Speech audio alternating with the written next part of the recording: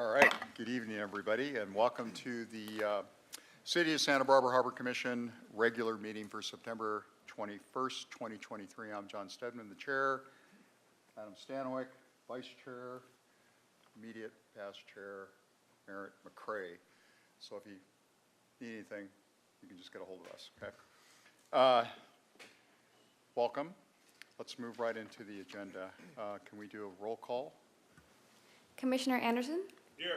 Commissioner Cohen? Here. Commissioner Ford? Here. Commissioner McCray? Here. Commissioner Nelson? Here. Commissioner Stanwyck? Here. Chair Stedman? Here. Very well, thank you, Yasmin. All right, do we have any general public comment? To indicate that you would like to make a remote public comment, please click the raise your hand icon in the control panel. Currently, there are no in-person speaker slips, and there are no remote speakers. Very well, thank you. All right. Director Wiltshire, do you want to take this item? Yeah, Chair Stedman, Commissioners, good evening. So we'd like to welcome a new Harbor Commissioner tonight, Commissioner Kate Ford. So staff had the opportunity to meet with Ms. Ford over the summer and kind of give her the introduction. So her term officially began as of July 1st of this year, but this will be her first meeting. So welcome, Commissioner Ford, and you're welcome to take the mic and take a few minutes and introduce yourself. Thanks so much. It's a true honor to join this commission. I'm so glad to have met all of you and had a chance to talk with other commissioners also.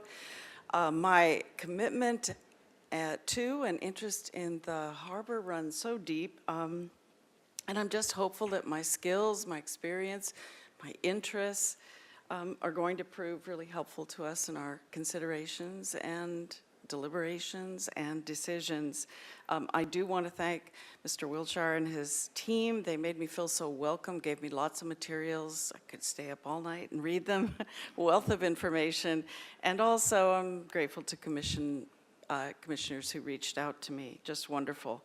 I also noticed that the agenda reports are extremely helpful and detailed, and this really means a lot, not only to a new commissioner like me, but I think to the members of the public. They really do know what's going on. So thanks for that. I want to thank the City Council for voting me in, and I'm very excited to participate in my first meeting. And I promise to make every effort to listen and learn and do my homework and come up to speed as soon as possible. Thanks. Excellent. Thank you very much. Welcome aboard. Vice Chair? Great. Thank you, Chair Stedman, and welcome, Commissioner Ford. We'll move on to the work group reports, and there were several work groups that met over the last month. The business activity permit met, and I believe the result of that will be item number 2. Also, commercial fishing met, and the chair of the commercial fishing subcommittee or work group, Commissioner Nelson, would like to speak on that. Thank you, Adam. We met twice. First, the commercial fisheries work group's a little unusual in that it was established at the request of the City Council and to address issues associated with zoning and the need for infrastructure for the commercial fleet. In the process, the commission went back to the City Council and asked for direction in the middle of the pandemic, and they not only endorsed their original request to us, but they redoubled that request and said that we want to see local seafood become a priority and that it has the potential to be a way of diversifying the city's economy, providing economic diversity. So with that, they established their seriousness by establishing 2 city council members as sort of to provide oversight over the work of the work group and the subcommittee, and I'm actually pretty happy to see City Council Member Jordan, who was one of the individuals that was appointed to provide that oversight, and also Eric Friedman, a former county commissioner, harbor commissioner. So we met with them at the end of August to basically bring them up to speed on our progress and get their input. So that was very successful for us. We were able to talk about the possibility of a partnership with SBCC just across the street from the harbor. We were able to talk about the recent approval by the Harbor Commission asking the Waterfront Department to look into the possibility of increasing the number of slips available for commercial fishermen. And that slides right into the next item regarding the work group, is that I want to thank, on behalf of the work group, I want to thank the Waterfront Director, Mike Wiltshire, for agreeing to perform the analysis and the study of how difficult it would be or what is possible in terms of assisting the industry by the possibility of more slips.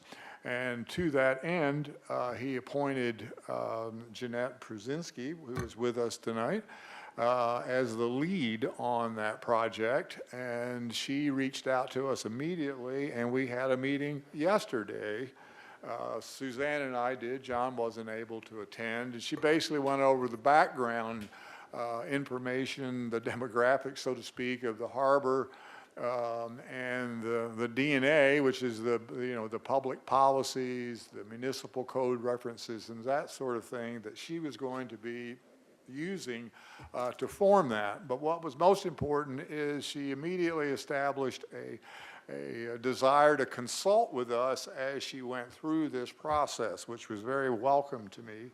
And I think this is really a good start. And again, I thank the Waterfront Department, because you'll remember it was approved unanimously, but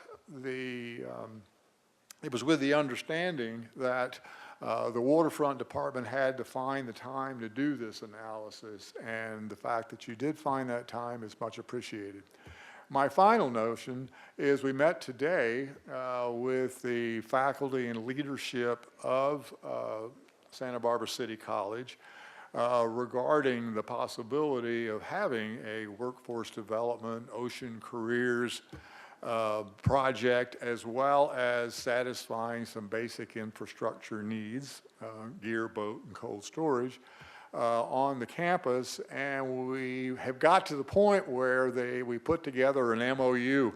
And the MOU essentially, it's a non-binding agreement, but essentially it defines the roles and expectations of each person in that party. And they announced today that they intend to take that to their Board of Trustees in October. So we're really excited about that. So that concludes my report. Thank you. Great, thanks, Commissioner Nelson. We also had the cruise ship subcommittee meet, and I believe Commissioner Anderson would like to speak on that. Thank you, Vice Chair. Yes, we had a meeting just a couple of days after our last full harbor meeting that was very well attended and really kind of a dream that is it working? Kind of a dream that I had in terms of the attendees. We had a panel made up of channel keepers, Visit SB, and a cruise ship representative. And it was an opportunity for us to really kind of hone in and dial in recommendations and thoughts that we wanted to bring to the full commission, which will either be on the agenda in October or November, just depending on where it fits best space-wise. But more just to update to you guys that either the next meeting or two, we'll have some recommendations to review with you all, and we look forward to everyone's input on that one. Thank you. Great, thanks, Commissioner Anderson. Before we move on, do we have any commissioners who want to speak towards any of the subgroup or subcommittees or work groups? Okay. We will move on to general public comment. Ms. Dominguez, do we have any public comments?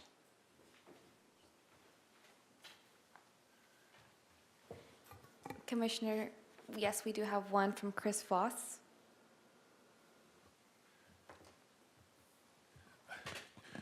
Good evening, Commissioners. My name is Chris Voss, and I'm president of the Commercial Fishermen of Santa Barbara. And I'd like to take a minute here to appreciate the loss of an extraordinary fisherman, Mike McCorkle, who passed recently.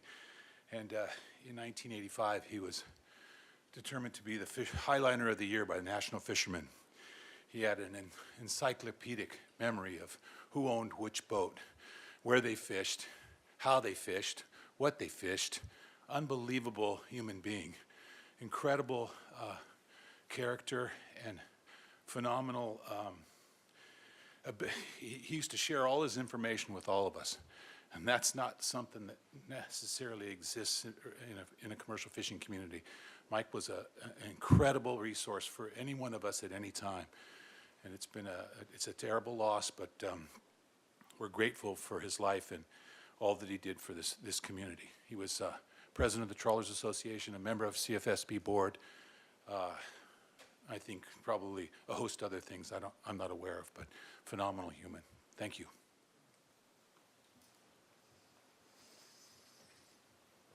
Great, thank you, Mr. Voss. Ms. Dominguez, do we have any other public comments? There are no further speakers. Okay, great. We can now move on to the consent calendar. Can we please read number 1, approval of the minutes? Item 1, approval of the minutes. Recommendation, the Harbor Commission waive further reading and approve the minutes from the regular meeting of August 17th, 2023. Do we have a motion to approve? So moved. Second. We have a motion from Commissioner McCray, seconded by Commissioner Nelson, to approve the consent calendar. Commissioner Anderson? Yes. Commissioner Cohen? Yes. Commissioner Ford? Yes. Commissioner McCray? Yes. Commissioner Nelson? Yes. Commissioner Stanowick? Yes. Chair Stedman? Yes. Motion is unanimous. Okay, we can move on now to new business, item number 2. Item 2, business activity permit policy recommendation. Recommendation, the Harbor Commission receive a presentation and recommendations from staff on efforts to update the business activity permit policy, specifically highlighting the kayak excursion operator permits. Good evening, Chair Stedman, Commissioners, and members of the public. I'm going to recuse myself. Sorry. Oh, my apologies.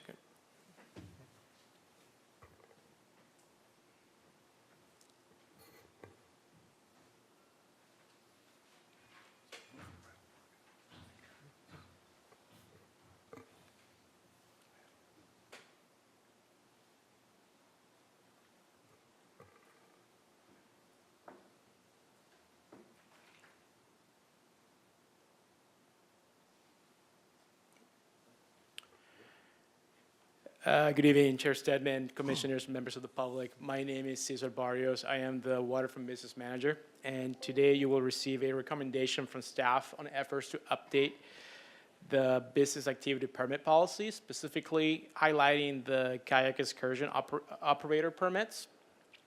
This has been almost a year-long process in which city staff, along with the BAP work group, have worked tirelessly to find a solution to the issues on hand that came up just over a year ago.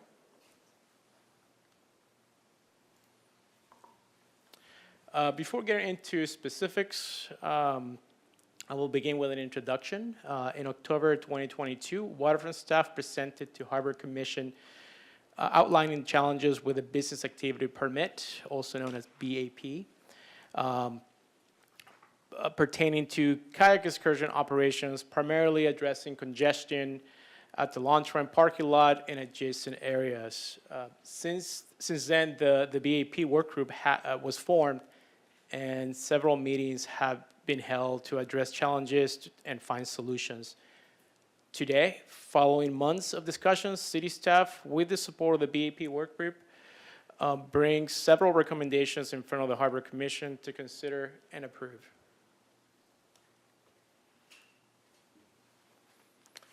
BAP program history. So the policy was established in 1972 by the Harbor Commission, requiring any person engaging in a business or commercial activity within the Harbor District to obtain appropriate license or permit.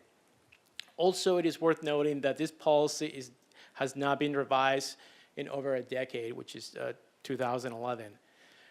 There are 3 BAP categories, and those are charter operators, kayak excursion operators, and the services BAP, which I will discuss next. And also, to date, the BAP program has proved to be successful, providing essential services to the harbor community.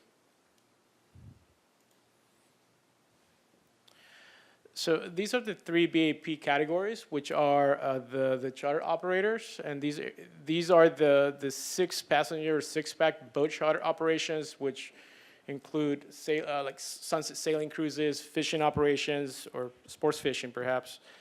And this BAP is limited to 12 permits at any one time. Then we have the kayak excursion operators intended for kayak excursions out of the harbor. Currently is limited to only 2 individuals, and they're assigned by name within the policy. Then we have the services BAP, and this permit is for boat maintenance activities such as boat repairs, boat washing, rigging, and hull cleaning operations. And these permits there's no cap on these type of permits. Right now we have approximately 56 of these individuals in this category, which you can see in this next slide with a pie chart. As of today, the Waterfront Department has 66 business activity permits. Of these, 56 are issued to businesses that provide direct services to the marinas, while others are comprised of boat charters, which is 8 of them, and the kayak excursion operations at 2.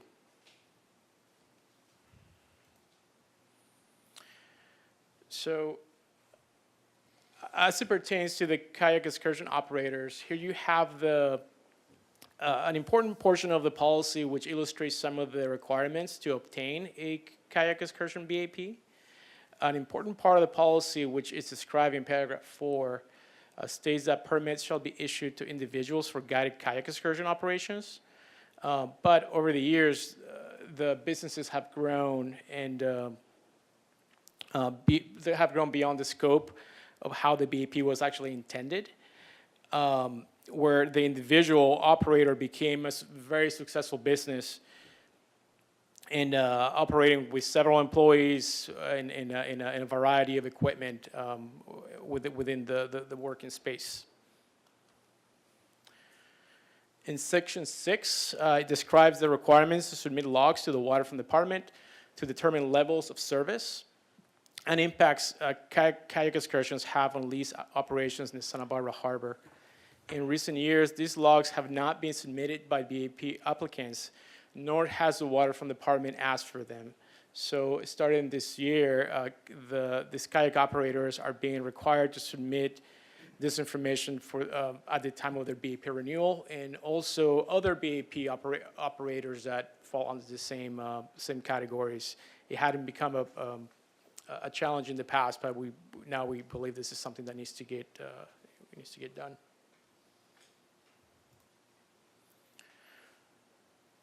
So following months of discussions and meetings with the work group members and stakeholders, we have identified main points of concern within the policy. As you can see here, number one is the congestion in parking lot traffic ways, boat launch ramps, and adjacent waterways by the current BAP kayak excursion operations. This includes the staging of kayaks, equipment, and clients within the public space. At number two, the exclusive and indefinite access to this BAP by only 2 excursion operators. And number three is the kayak excursion operations have grown over the years well beyond the scope of the BAP policy, as the permit was originally intended for an individual, as I previously mentioned. So finding solutions, and we're addressing West Beach. So during the review process, which has been almost a year long, city staff and the BAP work group have identified and addressed several challenges within the current state of the kayak excursion BAP. The main challenge being the congestion created within the public space by operators staging high number of kayaks and their equipment in the vehicle and pedestrian traffic ways, as well as boat launch ramps.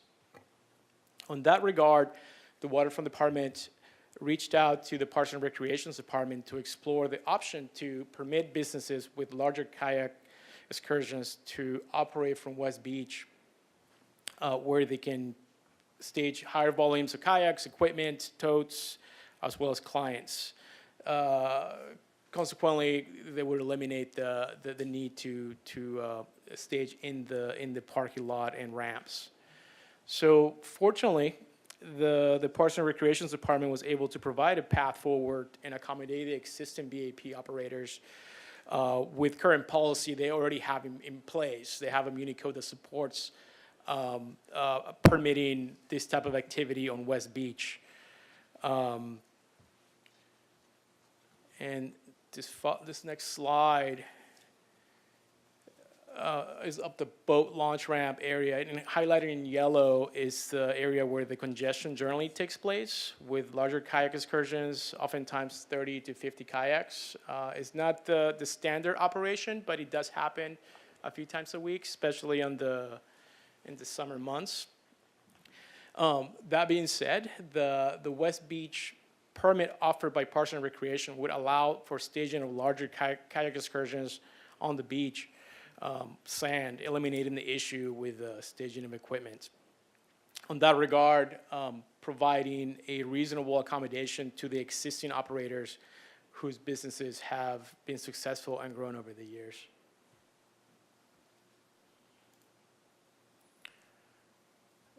So moving on with recommendations. So number one, it's to have kayak excursion BAP capacity and limits of use. Staff recommends to limit the kayak excursion BAP to a maximum of 2 kayaks for guides or instructors, and to a maximum of 10 kayaks for clients, for a total of 12 kayaks per excursion. And that includes the guides. This aims to reduce the congestion and manage the flow of users and maintain quality of the experience for everyone utilizing the public resources. Number 2, if a kayak excursion BAP exceeds the 12 kayaks allowed for each excursion, then the business would be in violation of the BAP with the recommended changes. And at that point, we would direct the business to obtain a Parks and Recreation's West Beach permit if it's available, which is designated or designed, to accommodate these larger groups. And this measure is intended to manage kayak excursion volumes and maintain the quality of service for all area users.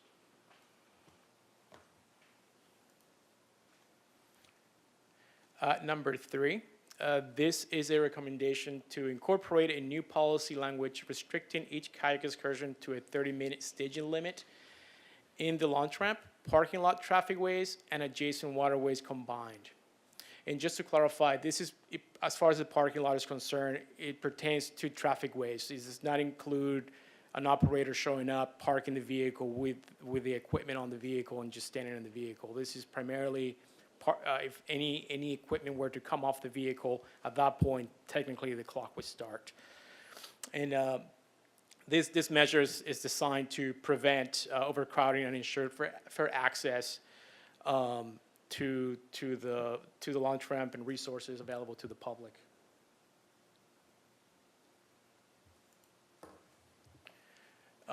Number 4, it's a kayak excursion BAP fee increase. So the goal is to increase the annual kayak excursion BAP permit fee from the current $300 to $500 per year. And this primarily is to cover associated administrative costs based on cost recovery, which would include just managing the program specific to this BAP. This revised fee would better represent the time required for administration and enforcement of the program.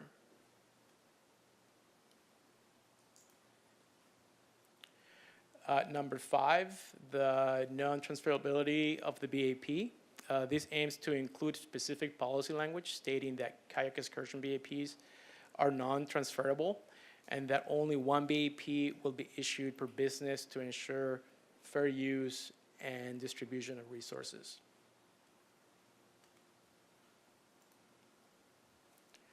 Number 6, increased number of kayak excursion BAPs. This would allow a total of 3 kayak excursion businesses to operate out of the Santa Barbara Harbor, excluding water from brick and mortar businesses. This BAP is to be issued on a first-come, first-served basis each August 1st. And based on demand, staff would develop a wait list or multi-year rotating schedule as needed. Right now, we only have 2 existing operators. We have not received a request for a third. We just wanted, as we're modifying and reducing the number of kayaks allowed per excursions, we find it appropriate to open this to other business enterprises that may be interested in doing this type of business, especially as someone that's getting started in the business.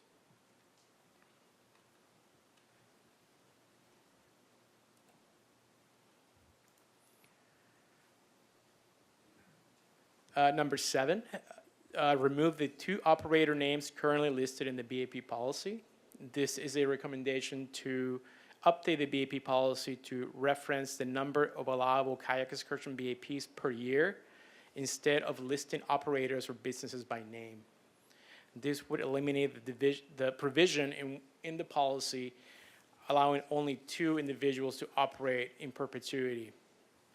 This is something that is not common within the city structure to allow any type of individual or business a permit in perpetuity.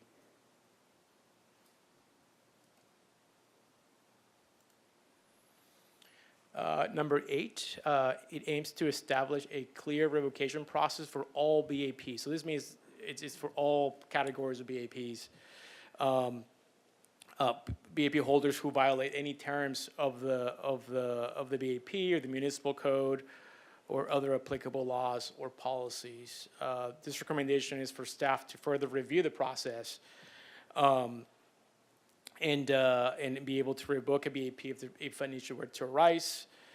For example, this would address someone failing to provide or renew insurance certificates or have any OSHA violations. We have certain different types of activities, especially within the service BAP in the harbor. Of course, we will log in any type of public complaints or any concerns with violations to the municipal code.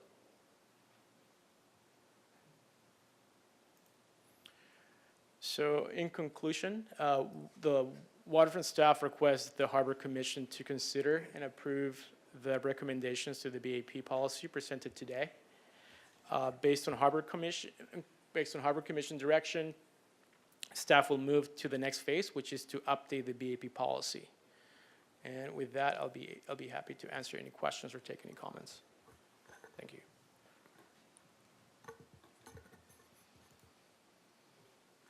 Commissioner Nelson? Yes, I'd like to speak as the chair of the Business Activity Permit Work Group and tell the rest of the commissioners that we had full participation. We were not bystanders to the process. All of us participated, and it was really important because I was joined by our chairman and what is undoubtedly an expert witness, Commissioner McCray, who knows that basin and that boat ramp better than almost anybody in the harbor. What we did with that full participation was also include the stakeholders or both sides of the dispute between the BAP permit holder and the lessee at Santa Barbara Landing. And they were full participants. In fact, one of the solutions here to use West Beach as a way of diverting the traffic was in fact brought to our attention in one of those meetings by Mike Cohen and Santa Barbara Adventure Company. So I'm really happy with the level of participation we were allowed to have. I also think that we perhaps did something that will be important going forward. I think we improved the communication and coordination between both parties. They probably still have a long way to go, but I think things are a little better now than they were then because of the process that we were able to affect. We also, I think we addressed the issue of congestion. We improved an old policy. There are a lot of old policies at the Waterfront Department, and this one was 11 years old and needed somebody to take a look at it. And I think what's being recommended today is a good start. We never get everything perfect, we never get it right, but there's no reason why we can't come back and talk about how we can improve it again. And I also want to suggest that we did something that the parties may disagree with me, but I think we tried to maintain the opportunity for economic prosperity, both with Santa Barbara Landing as well as the Santa Barbara Adventure Company. We're hoping that they can continue to operate at their existing level and have an opportunity for growth. I know that we've complicated things, but I think with any improvement, there comes some hard work to be done. So with that, I'll turn it over to my colleagues if they have anything to add to our efforts.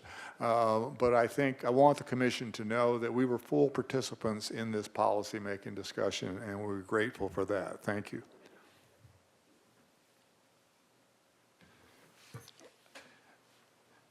I want to plus one those comments. Just in the way of background, this was brought to us because there was existing congestion and some conflict between two particular groups, but it speaks more broadly to the use of that particular area. And our objective here is to, first of all, get the people who are involved together to work out a solution that in total, in net, works out best overall, provides services to the public that we can provide, and brings people to our waterfront to have a good time and enjoy themselves.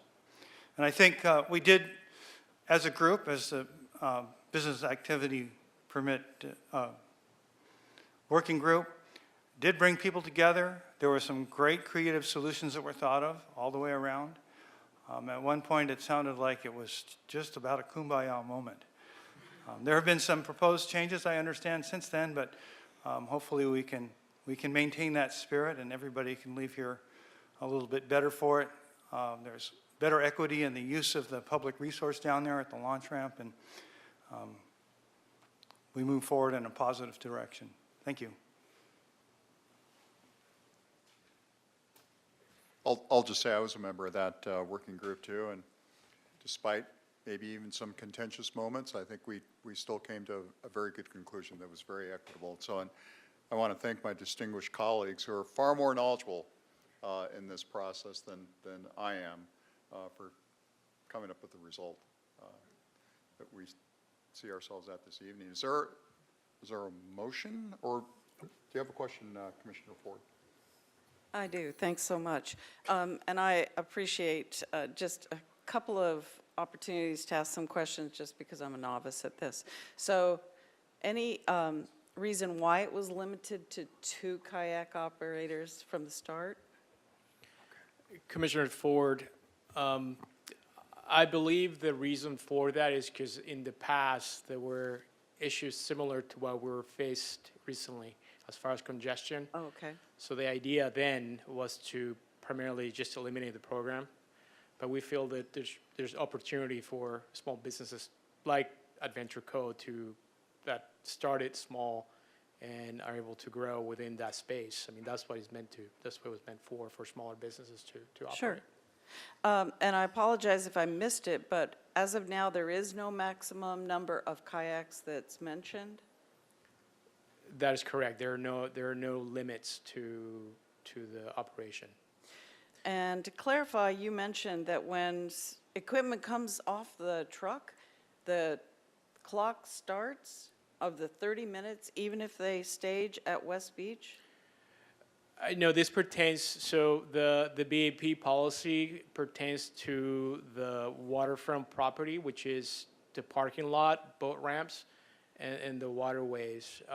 So West Beach, it's part of the Parks and Recreation's parking beach permit, which would allow the larger operations to stage, and that's the goal, is to have the larger operators move their equipment from the launch ramp to West Beach and be able to operate from there without any time limits, at least not like a 30 to an hour type of limits. I don't think Parks and Rec has any specific regulations to how long somebody can stage on the beach with those permits.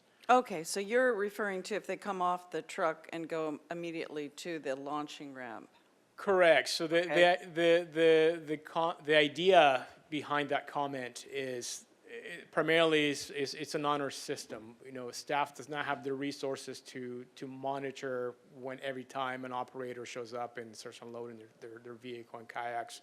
The goal is to have somebody actively using the space. So if they're going out on a trip with 10 kayaks and the 2 operators, they show up, everyone's there, they unload the kayaks, they gear up, and they hit the water. That's the idea, not to show up perhaps 30 minutes prior to the arrival of their clients and just stage within the public space. There could be a traffic way, ramps, or sidewalks. Okay. One last question. If I read it correctly, an existing operator who has followed the policy well for a number of years or whatever still has to reapply and possibly stand in line every year? That is correct. But that is not the case now? Not right now. Right now, there are 2 operators by name that, basically in perpetuity, by name, are able to have this BAP. And that only exists within the kayak excursions. Okay, great. I do really appreciate the work that went into this, all the recommendations, and so many of them make perfect sense. I guess I would just say I've been on a lot of kayak excursions myself, and I think for any number of completely unavoidable reasons, 30 minutes could be pushing it and very, very tough, but that's from my own personal experience. Thanks. I'd probably recommend 45 instead. Thank you, Commissioner Ford. And just to add to that, so part of that, the reason behind that is there's an existing municipal code for watercraft to tie up a maximum of 30 minutes at the launch ramp. So basically, you cannot live in an attended vessel or kayak, sailboat, boat, any type of vessel tied up or at the docks for longer than 30 minutes. Within the public space, which is, or public traffic ways, technically you're not supposed to block the space at all. So there isn't really a time limit for that existent, but if somebody's blocking a public right of way, they would be in violation. That applies to anybody, you know, coolers, groceries, any type of equipment. And Harbor Patrol and parking staff at the waterfront actively enforce that, primarily on weekends when we have most of the volumes of visitors. Thanks. Are there any other questions from, yes, yes. Vice Chair? Yes, I just have a question for the work group. I know the Parks and Recreation Commission, they kind of, or the department operates in their own kind of jurisdiction from the waterfront. Were they involved in this discussion at all, or do they have a representative, or is there kind of any, I guess, reservation for a kayak operator being able to attain the West Beach permit?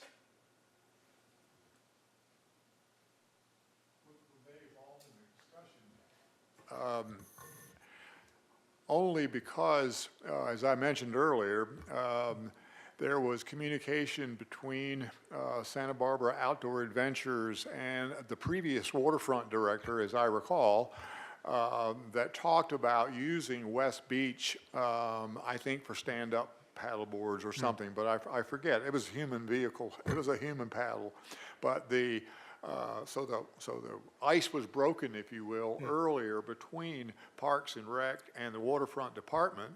And when Michael Cohen presented us with this memorandum to that effect, Caesar and Waterfront staff followed up and pursued that with Parks and Rec to see if something was possible. And that's what they were able to negotiate as to where we are today.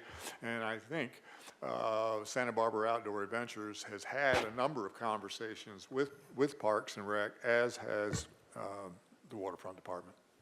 Okay, great, thank you.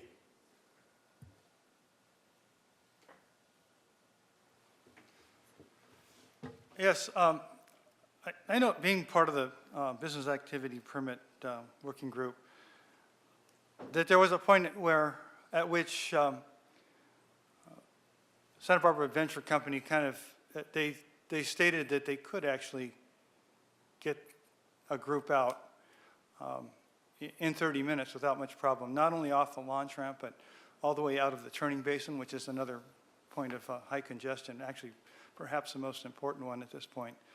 And that doesn't seem to be the case now from what I've seen in the public comments, that somehow that 30 minutes is a challenge. And at the same time, one of the things that we spoke about was a 10-client limit per group for that 30 minutes, and that might have been part of why it could have been, carried out in under 30 minutes. I note that in your presentation tonight, instead of referring to the number of clients that kayak business activity permittee would be able to have at a single time launching, it mentions the number of boats instead. And so I look, and commonly there are tandems, so this automatically means that instead of 10 people, it would be potentially up to 20 people at once. And then I took a look online and realized that they actually make triples, so 3-person kayaks, which were available. So that would bring it to 30. And I just wondered if there was any consideration as to how many people was too many, especially in light of the 30 minutes. Commissioner McCray, yes, we did. That was actually one of our first draft recommendations, but then we pivoted and changed it to watercraft based on the issue at hand, which is staging of equipment. We have not received complaints on overcrowding by clients, having issues with clients loitering in the parking lots. As we have, it's a public lot, so we do have lots of people that walk through the parking lot. The main issue is it's equipment. We're talking the kayaks, totes, PFDs, stuff that gets staged or set in a public traffic ways prior to departure on an excursion. That's the reason why we focused on the watercraft as opposed to the number of people. Are there any further questions from commissioners? Yes, Commissioner Anderson. I've got a few thoughts, so I might just say them all at once and it might be easier to answer them. Do we have any detail more on exactly how the West Beach launching would work for the groups that are larger? Are they carrying the boats across the sand to the area in front of where the bait fish are? Or how are they actually getting the boats to the new Parks and Recs area? And then is Parks and Recs putting a limit on the number of permits that they're offering, and also what are they planning on charging for them? And then the yearly renewal seems pretty hard for business planning if every year they kind of are hanging by their teeth to think if they're going to get the permit or not. I'm sure they invest a lot in their kayaks and a lot in their operators and jobs, and if, you know, Joe from LA comes up and wants to get a permit for kayaking, do we have any thoughts on how we're going to handle that procedurally? And then also the compensation going from 300 to 500 seems like, to me, a very small jump compared to the vendors that are paying percentage rent, for example, that are in there. And so was there any consideration around how that fee just only went up $200 versus, I know they have rent where they're kind of staging all their equipment, but I'm glad that you said that the 300 to 500 reflects what you guys think operationally it'll cost to kind of cover it, but it seems to me a little low and maybe a little bit unfair to the guys that are paying percentage rent in the harbor. So those are my thoughts from hearing the presentation. Thank you, Commissioner Anderson. Good questions. I will refer back to you with some of them, so make sure I got them all. But I'll start with the cost, the increase from $300 to $500. And as I mentioned, it's primarily to cover administrative cost. And by reducing the amount of kayaks and bringing it back to basically one operator or two guides at a time, there'll be less time required to monitor these activities. I mean, one, we have limited resources as is to dedicate somebody just for this. So a lot of the monitor of the parking lot, it's already being done by parking staff or harbor patrol. A lot of this process involves timing to review paperwork when they sign up on August 1st. As far as impacts to the brick and mortar businesses, perhaps. So a lot of this is to cover administrative time just to oversee the program itself. Part of it is enforcement if things were to come up. I am hopeful that the operators will abide by an honor system and stay within those limits as possible.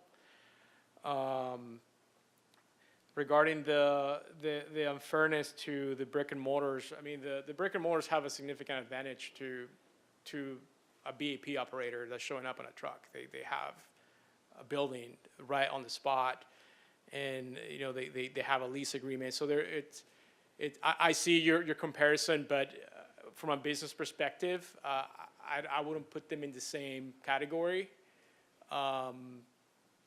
just because of the level of the type of business that a brick and mortar is in the harbor. To address your other questions, could you please remind me the? Yeah, sorry.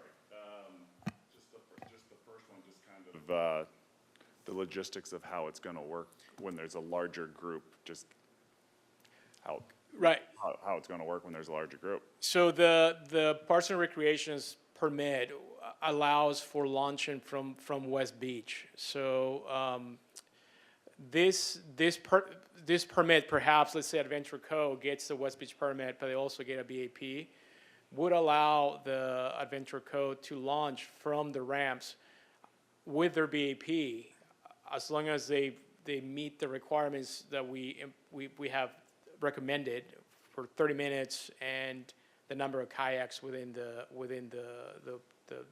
area.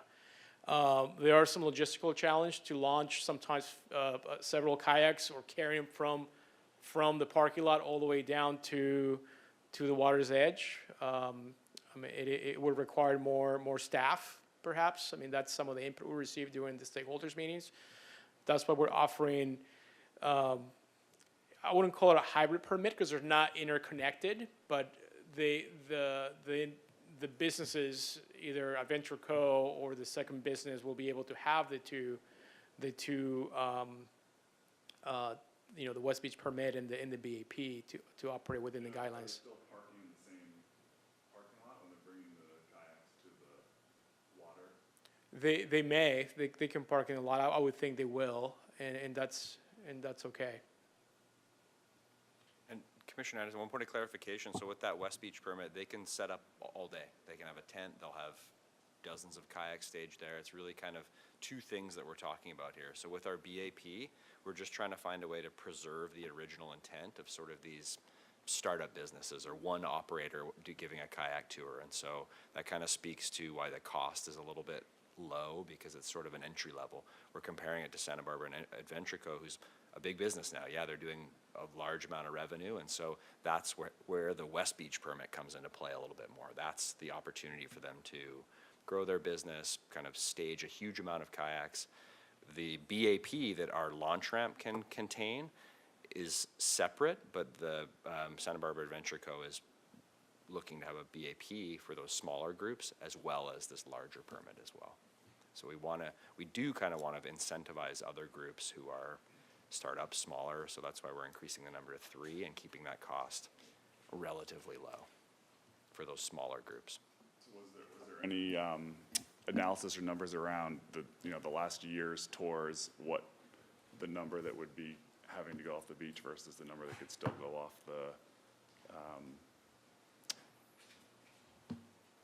The ramp. out of curiosity? Would it be 90% of them are going off the beach now? That, Yeah, that depends on the operation. We did not get into a lot of the detail of the operational for a specific business, because there's a lot of detail there. We did analyze financials as an overall in comparison to brick and mortar and basically the revenues generated for the use of a public space, and that's one of the topics that we address with the work group as well. Is making sure that there's equity within the use of a public space, and by using the West Beach permit, which, to answer your question, is, I believe it's just under $5,000 for a whole year. But this would give the opportunity for the business, the kayak business, to expand perhaps. As Mr. Wershire mentioned, they can set up an easy up, set up kayaks and leave them there for an extended period of time, not having to haul stuff all day long if they have multiple excursions throughout the day. So there's a benefit to actually grow the business by operating within that model. And then when they have the smaller groups, they have either smaller instructions, they'll be welcome to use the BAP program if they choose to sign up for that as well. And then Commissioner Anderson, just to your other question about the yearly renewal, this is sort of a fundamental concept of doing business as a public agency. And so we model this after other departments. So you look at the Parks and Rec department, they offer permits for an enormous amount of things. None of those are in perpetuity. So I totally get what you're saying and understand the idea of fostering a given business, but we're also tasked and obligated to provide access for new businesses, the people who are standing on the sidelines. So fair purchasing practices and allowing some sort of competition for that. And so there may be a different way of doing it. Maybe we can offer them in 3 to 5 year blocks and then go out to RFP each time or an annual renewal. Right now, there currently isn't that demand, so we don't have to deal with it yet. That was also why we wanted to increase the number to 3, just to allow for a little bit more expansion, a little bit more coming in. But the reality is that in some way, we need to provide access for those who want to get into the business as well, as a public agency.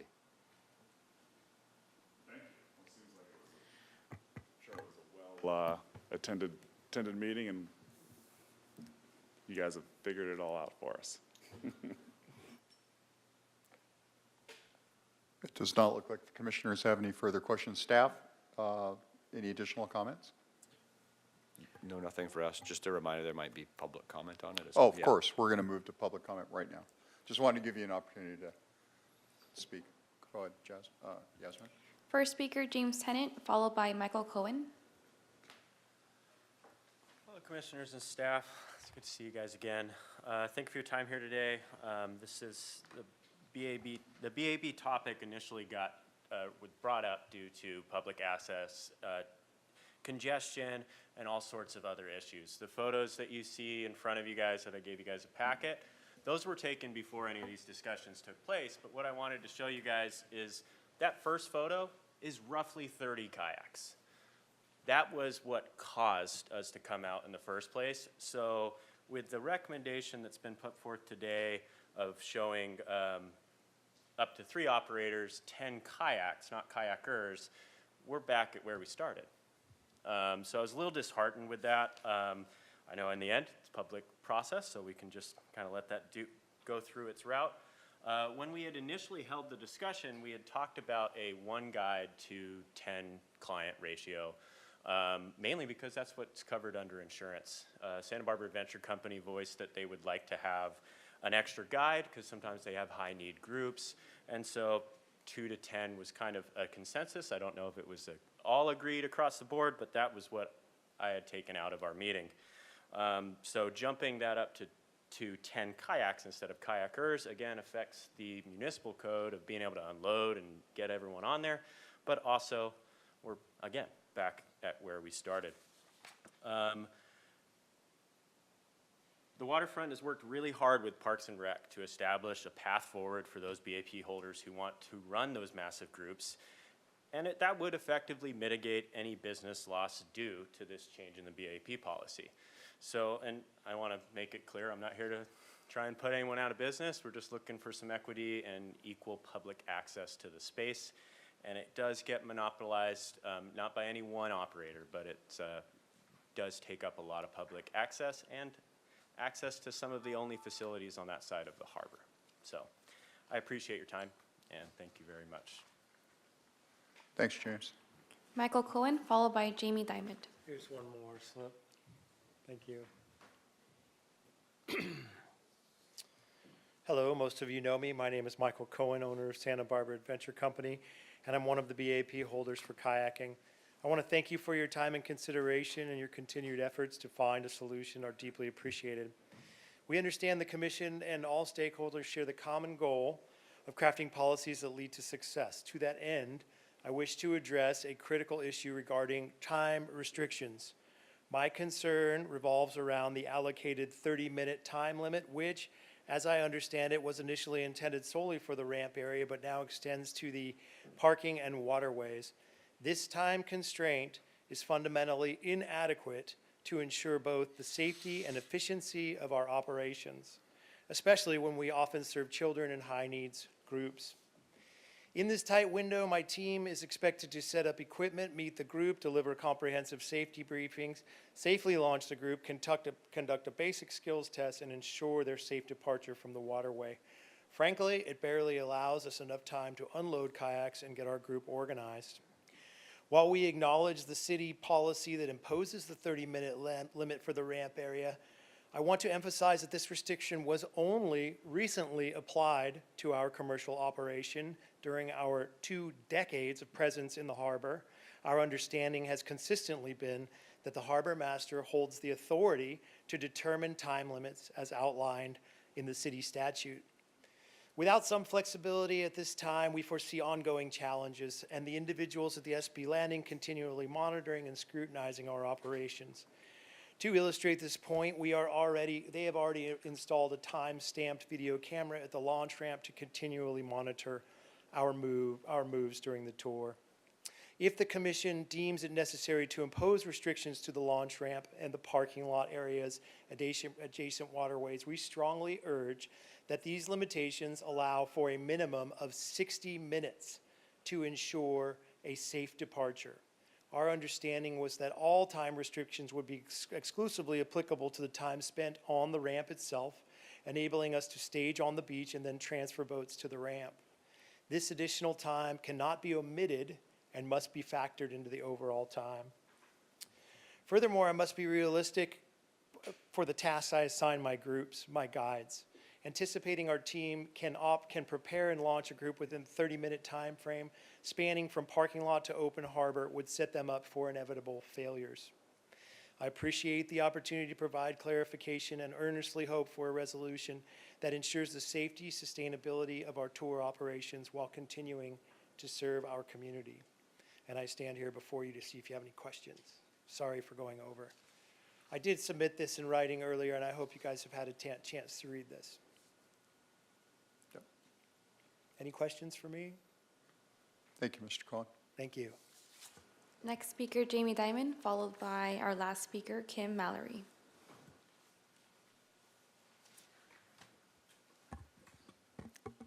Good evening, commissioners. Welcome, Commissioner Ford. Happy to meet you. I am Jamie Dimon, General Manager at Santa Barbara Landing. And I felt when we left our last BAP subcommittee meeting, we were on a pretty good spot. But several of the items, as others have brought up, are not what we left with as far as the difference between 10 kayakers versus 10 kayaks.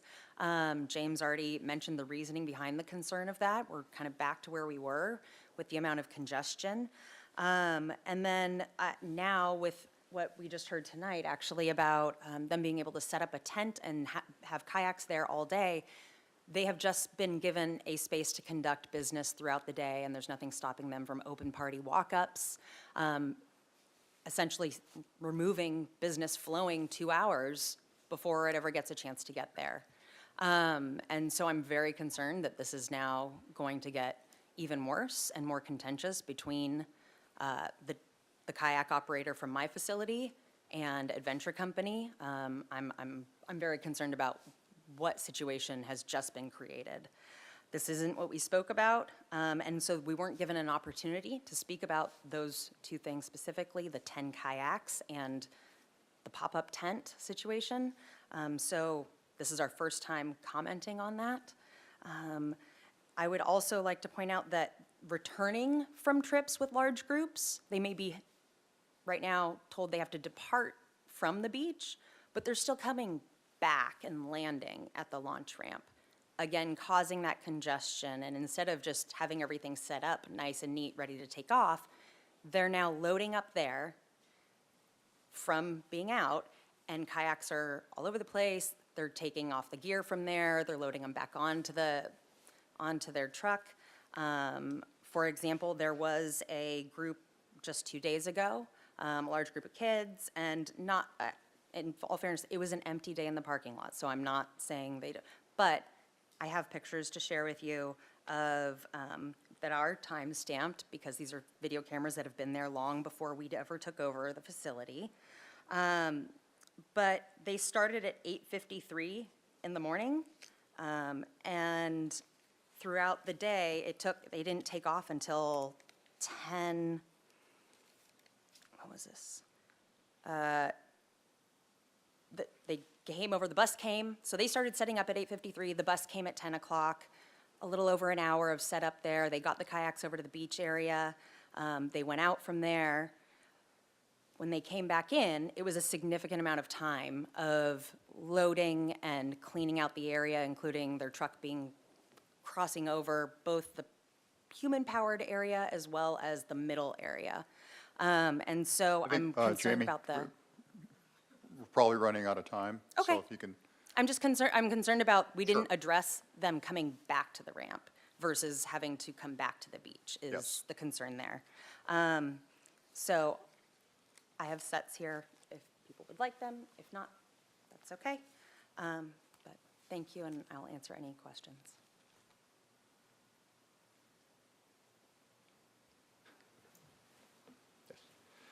How long did it take them to, first of all, where did they return? Did they launch from the beach?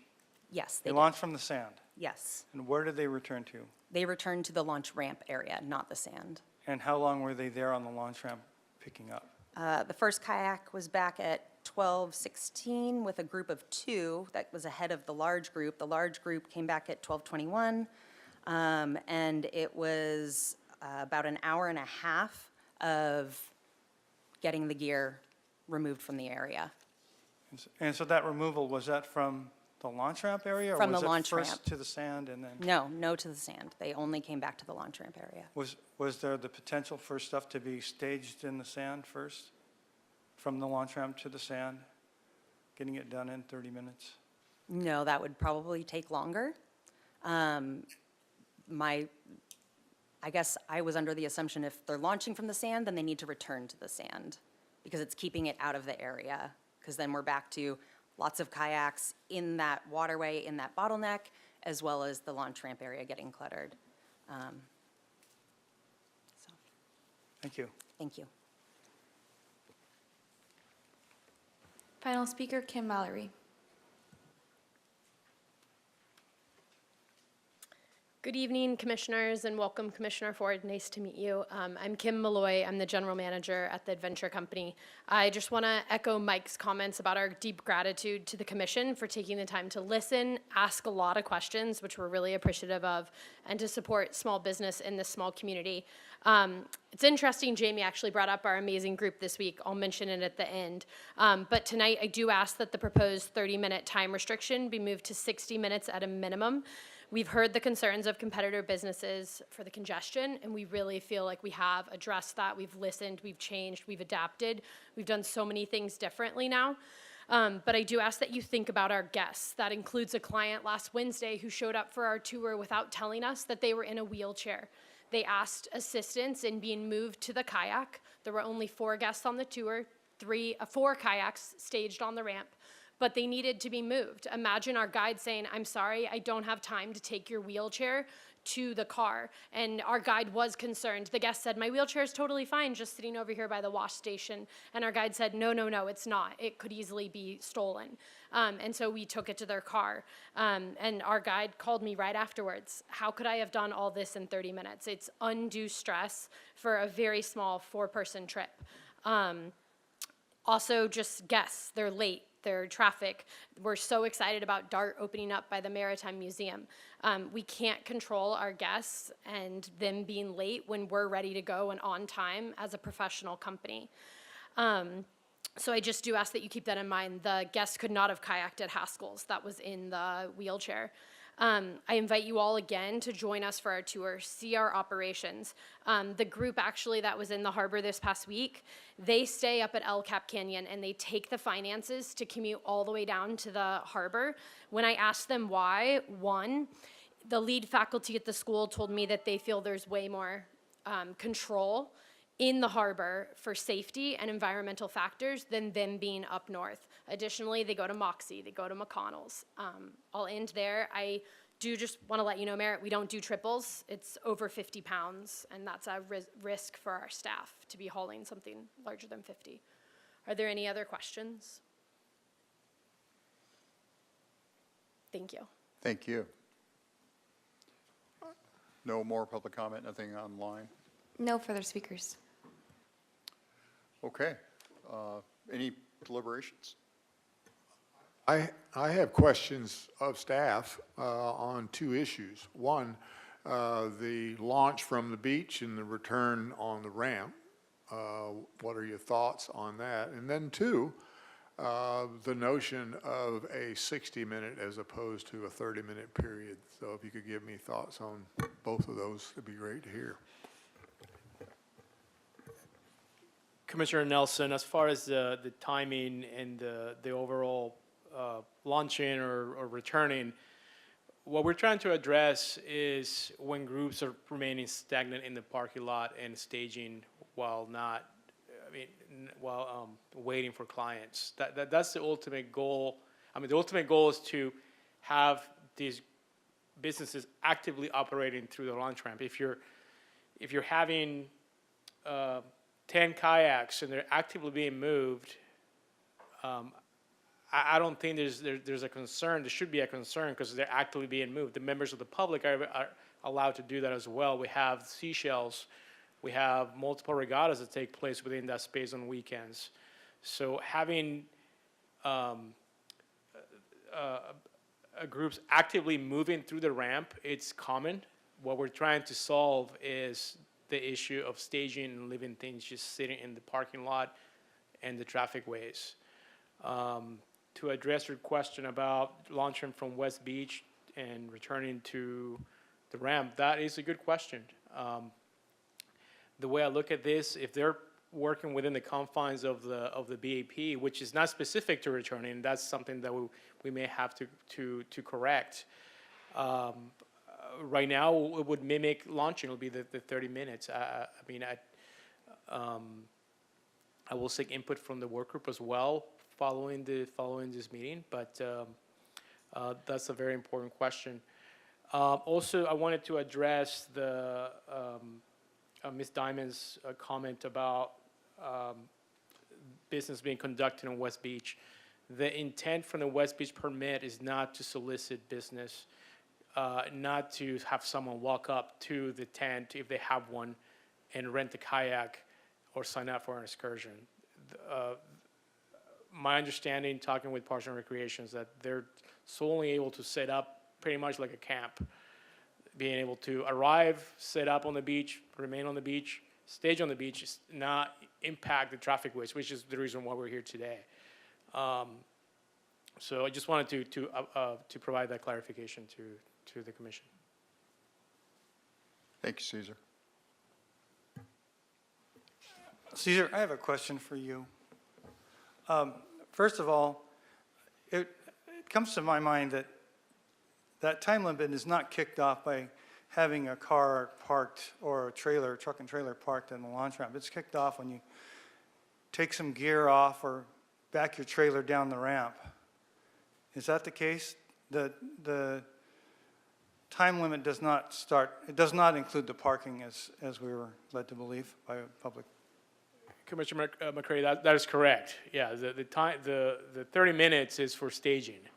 So as soon as you pull your equipment, your watercraft off the vehicle, and you set it down, and you start setting up for a client, that's technically when the time begins. You may show up 30 minutes earlier and just wait in the parking lot with your equipment on the vehicle or the trailer, and that's not impeding traffic in any way. It's within the vehicles, within the parking area. Thank you. That's what I'd always understood. And the second thing, it's just the idea of the camera. I believe those cameras were set up by the federal government back in the day. Are those the same cameras? Santa Barbara Landing is not spying on the launch ramp, trying to figure out who's spending too much time there, are they? I am not aware of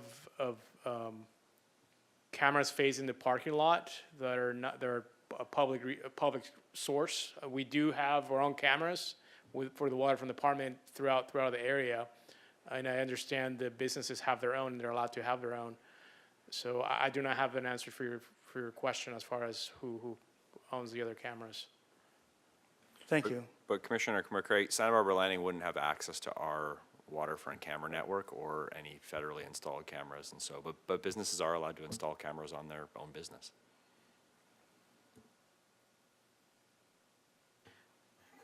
Just one more thing. The intent of this is to hoping for these businesses to self-regulate. Again, we do not have the resources to be standing by with a timer and waiting for someone to go in the 31st minute and apply any type of punitive action.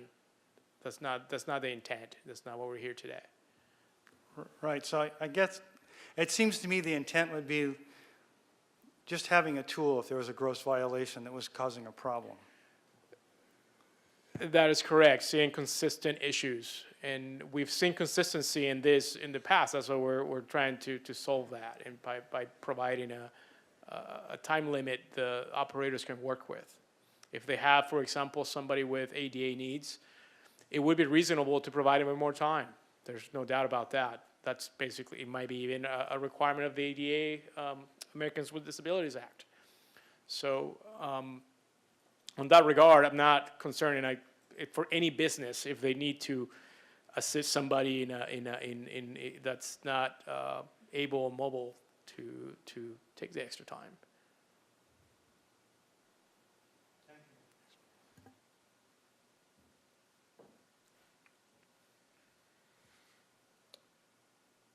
Would the commission like to deliberate on this or put forth a motion, or? I've just got one more Yes, question Commissioner maybe, Anderson. before any motion is made. What is the next steps if we all, for example, agree here? Does it go to city council, or does it hang out in the harbor for a while and we can adjust it a little bit? if Yeah, there's issues? Commissioner Anderson, this is an internal waterfront policy that was created originally by Harbor Commission and the Waterfront Department. So these were staff's recommendations in conjunction with the work group. And so if you were to approve these as is, staff would go work and revise our internal policy document. And that would be the way we would run and enforce the BAP going forward. Yeah, and the reason I'm asking for any deliberation is it seems like there were new material remarks made this evening. So just wondering how the committee feels. I do have a suggestion before someone makes motion, and that is, we've heard from Santa Barbara Adventure Company that they don't expect to be able to put to field three-man kayaks, and I think that in addition to what staff has recommended, we should go ahead and note that it would be limited to no more than two-man kayaks so that it doesn't go out to, 30 some odd. And I don't think that's the intention. I think we've got agreement here that that would work. Yeah, I concur, Commissioner McCray. Commissioner Nelson? No, I agree. So do we have a motion? You want to make that motion? I move we move forward with the recommendation of staff, with the exception of the situation that Merritt described, to allow essentially the two-person kayaks? No larger than tandem kayaks, I think would be the best wording. If that, With no larger than 10 kayaks, no more than 10 kayaks. Commissioner McCray, would that include the guides as well? Because this 10, currently the recommendation is from 10 kayaks for clients, plus the two guides, which could be a kayak each for special need type of operations. yes, just as you have it in your recommendation, in the staff recommendation, with the exception that it specifies no larger than tandem kayaks. So it's 10 kayaks and 2 guides. And up to 2 more kayaks for the guides. I expect the kayaks that guides have are going to be some streamlined, fast ones because they're going to need them. Because my understanding is that the kayaks, there's the guide kayaks, one would be in the front, one would be in the back. Is that correct? 10 tandem kayaks. And just for the commission, this is good where you're going, because we are offering 3 of these permits. So I know Santa Barbara Adventure Co. operates a certain way, but it's nice that we're semi-future-proofing ourselves. So I agree that we can get feedback from them, but we're also thinking about any new businesses that approach us to utilize this permit. So I wholeheartedly agree with your further constraints. So, before we go on with further discussion, I'd like to second the motion. Very well. The motion is seconded. Any further discussion? Yasmin? So we have a motion by Commissioner Nelson, seconded by Commissioner McCray, to approve staff recommendation with the exception of no larger than 10 kayaks and up to 2 kayaks per guide. Commissioner Cohen has recused herself. Commissioner Ford? Is the answer yes or aye? Whichever you prefer. Aye. Commissioner McCray? Aye. Commissioner Nelson? Aye. Commissioner Stanowick? Aye. Commissioner Anderson? I'll say aye with a little bit of comment along, just saying it feels like we're in a better place than where we started, but it feels like this may be a topic that we revisit again soon. It feels like there may be some room for improvement, but aye. And Chair Stedman? Aye. Motion passes unanimously. All right, very well. Thank you, Caesar, for all that input. Thank you, Chair Stedman. All right. Yes, Commissioner I McCray. would have to agree that this is a good starting point.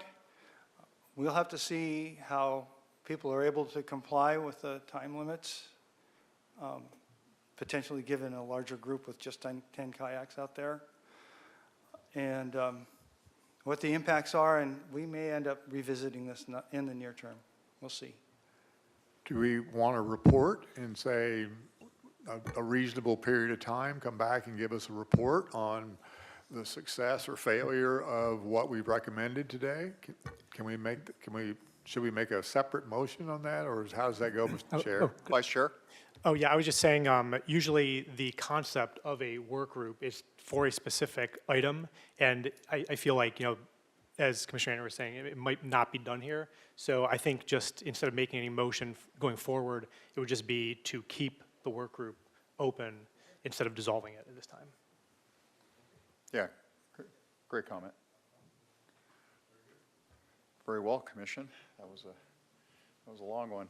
So getting back on track, let's move to the department update. All right. Oh, is Commissioner Cohen? Oh, yeah, she's come back. You have 30 seconds, Commissioner Cohen.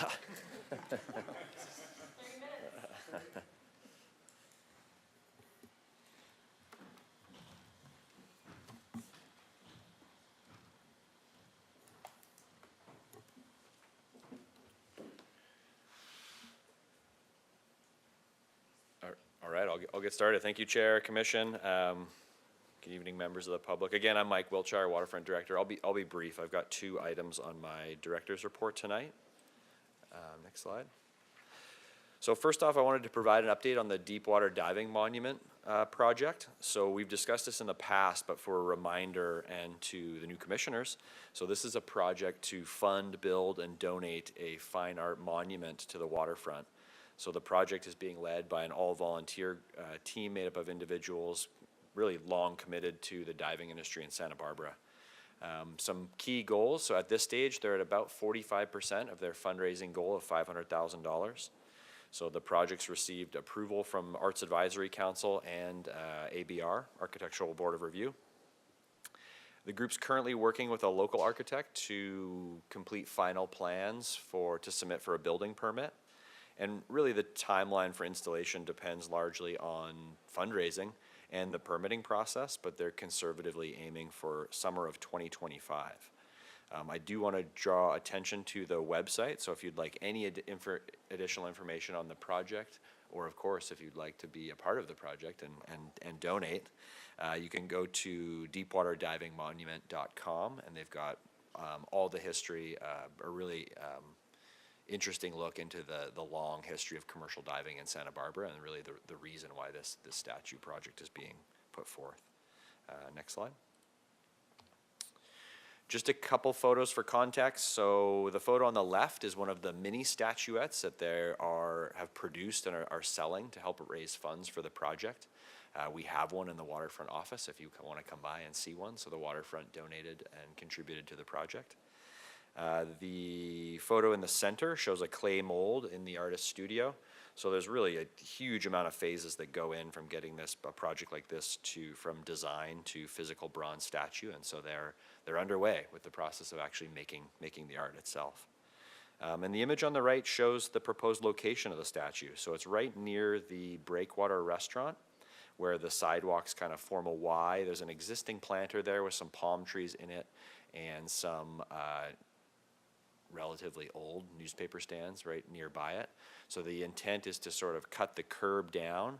The portion of the planter that's being removed is really just filled with kind of general shrubs, nothing of note. And so to place the statue there, it's a really great location. We surveyed a number of locations about a year and a half or maybe even longer or so ago, and this one really stood out as a prominent location with lots of space around it, doesn't impede traffic. And overall, just really looking forward to the project. So the waterfront absolutely continues to support this project. We're working with the volunteer group as much as needed to support on our end to make sure that this project can come to fruition.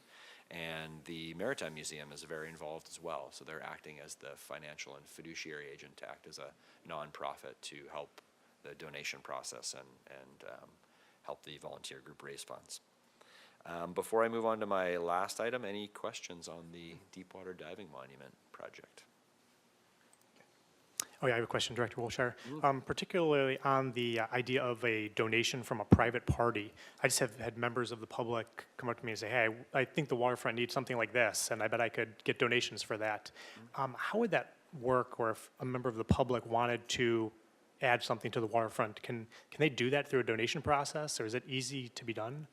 Or has it happened before? Directly to the waterfront or for a project, this specific project? No, for any project that they have an idea for. Like this project in particular is like a donation from a private source. Has this happened before? Or? We can receive funds as a public agency. It would go through council. So we'd take that, be it a grant or a donation or a gift of funds. So we would write up the reasoning behind it and take it to council, and we could accept those funds and put them into our budget, or if it had specific strings attached to it, use it for a capital project or whatever anyone wanted to donate. So absolutely is the answer. Okay, great. Yeah, I was just wondering. That's great news. That's a really interesting question that you raised. I mean, you haven't ever exercised any kind of active development for that, have you? Maybe is the answer. Not in recent history have we kind of solicited donations for any sort of project. There are examples throughout the city. So if you look at the library department, they are renovating their whole library plaza. The majority of that work is being done through public donation. So they had a large fundraising campaign to construct that project. Interesting. Great question, Vice Chair. Yes. Didn't the harbor start based on a private donation by the Fleischman family? Right. That the city decided to match? I think my caveat was not in recent history. So yeah. In the 1920s, Fleischman donated $250,000 to build the breakwater. Right. Right, exactly. That's the legacy. And Stearns Wharf was built by a private entity as well, not a public entity. Yeah, $250,000 when a hamburger was a dime. Just a suggestion, Mike, you might want to go out there and Have start the development program. Bake sales and car washes? All right. Next slide. My next item is really just updating the Harbor Commission on an action that was taken at the September 12th council meeting.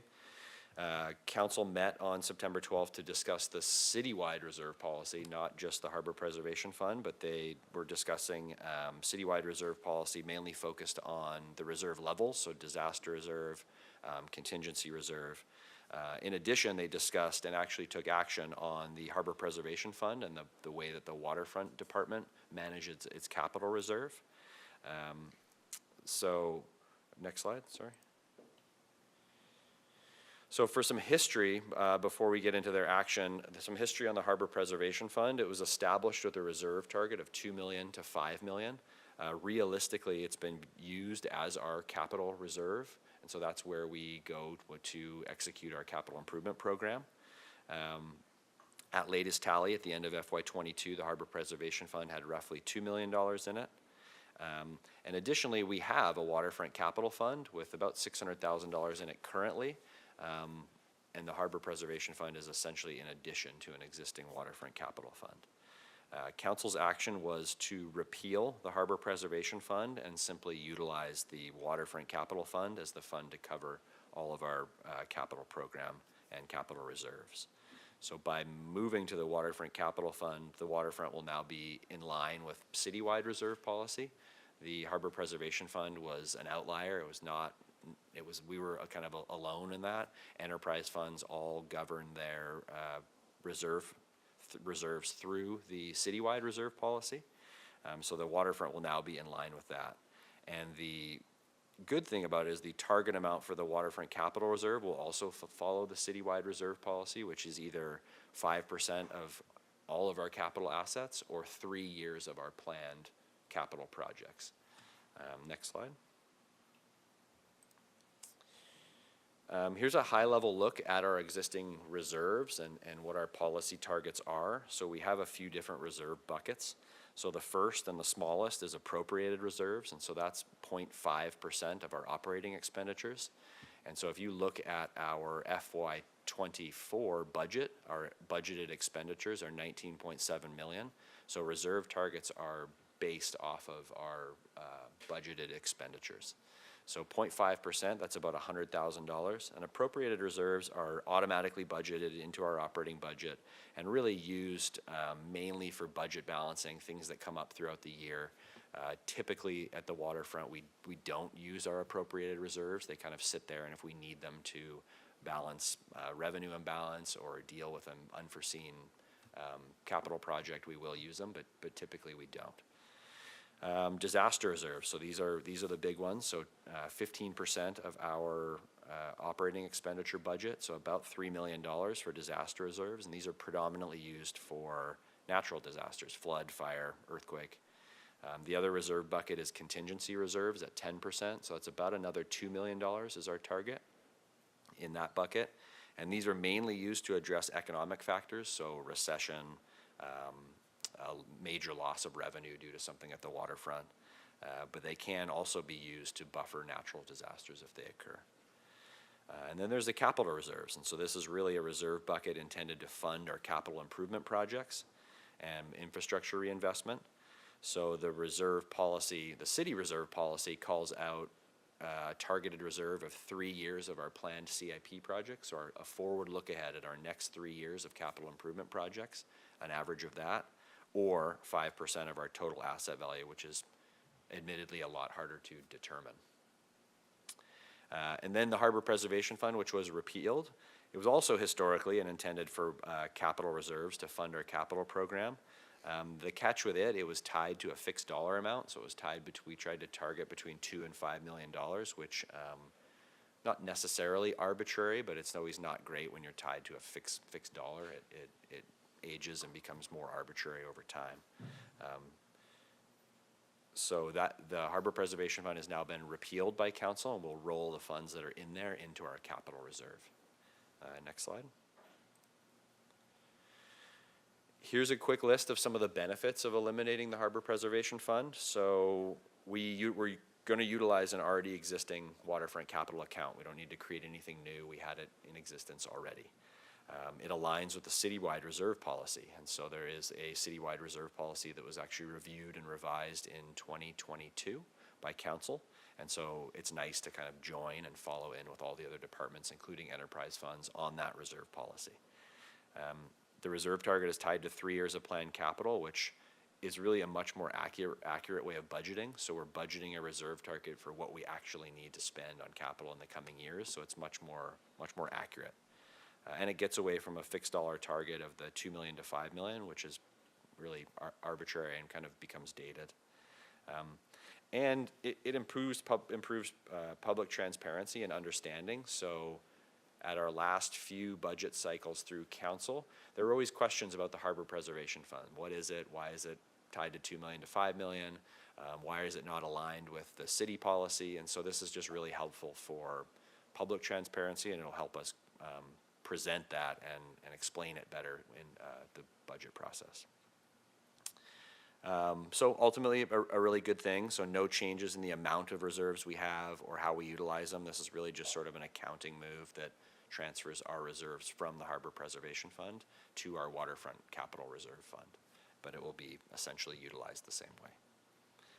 Next slide. And so I wanted to end just with a kind of a advertisement for just how important reserves are and why we have them. So this is sort of a graphic showing a few of the major reasons why we have reserves. So they can really be used first and foremost in response to natural disasters. We saw this in January. It's really not a question of if, but when we'll need them. So having these dollars on hand to be able to act quickly and respond is critical. Some of the kind of less thought about reasons, so it allows us to achieve advantageous credit ratings. So if we're going out for loans or big bonds or something like that, if we have reserves, kind of our debt ratios really help that. So we have a favorable credit rating to be able to bring in money at a lower rate or compete for grants. And they allow us to kind of reserve beyond our policy if we're planning one-time larger projects. So we're looking at projects like a full-scale marina replacement like we did for Marina One, sea level rise, these sort of things. So if we have a future plan that we're going to, a future cost or a need, we can start saying, hey, here's our policy reserve, but let's start utilizing that Waterfront Capital Fund, knowing that we're going to have a large expenditure in the future. So really, these policies ensure the funds are there when we need them, and it's really, we can go through long periods of not utilizing reserves, but the reality is we're kind of entering into a time where, in my opinion, we're not getting less likely to have more need for reserves. We're getting more likely to have more need for reserves. So very, very important. With that, I'll take any questions on reserves before I pass it over to Mr. Barrios. Commissioner Nelson?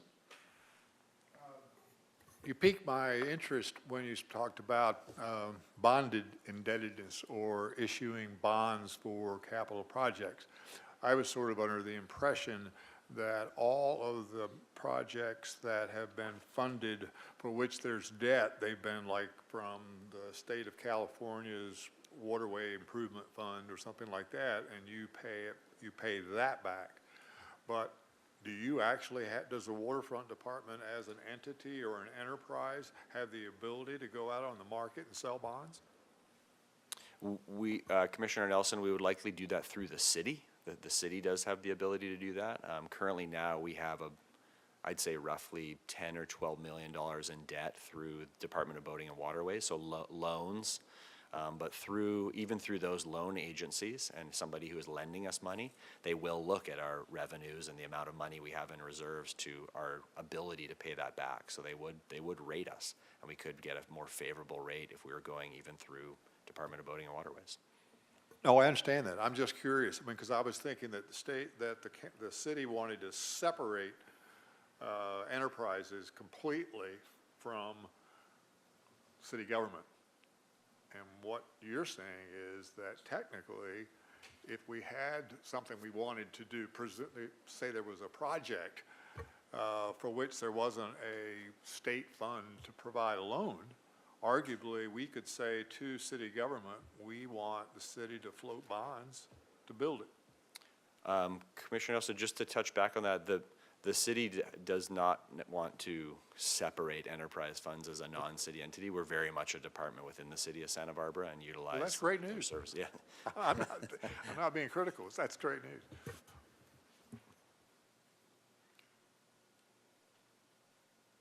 Commissioner Cohen?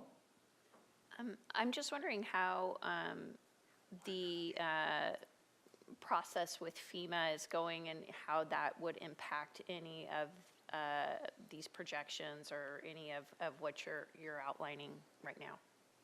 Yeah, Commissioner Cohen, that's a great question. I don't have a specific update on FEMA right now. We're still meeting regularly with the city and FEMA. We have expended and we're looking to get roughly $2.5 million back from FEMA. The city has consolidated all of the the expenses from the storm in January into one city account. And so that is not currently reflected in our reserve totals. But if we are not successful in getting reimbursed by FEMA, we will be required to kind of resume that debt and pay for that out of our reserves. And so it hasn't, from an accounting point of view, it hasn't hit our waterfront reserves right now because it's been rolled into the general fund with all of the storm debt. But still TBD on how much we'll see back from FEMA. Is there any timeline on, or just could be years? I was sitting in on a meeting, I can't remember when, but they said that they're still paying out FEMA claims from the Northridge earthquake. Okay.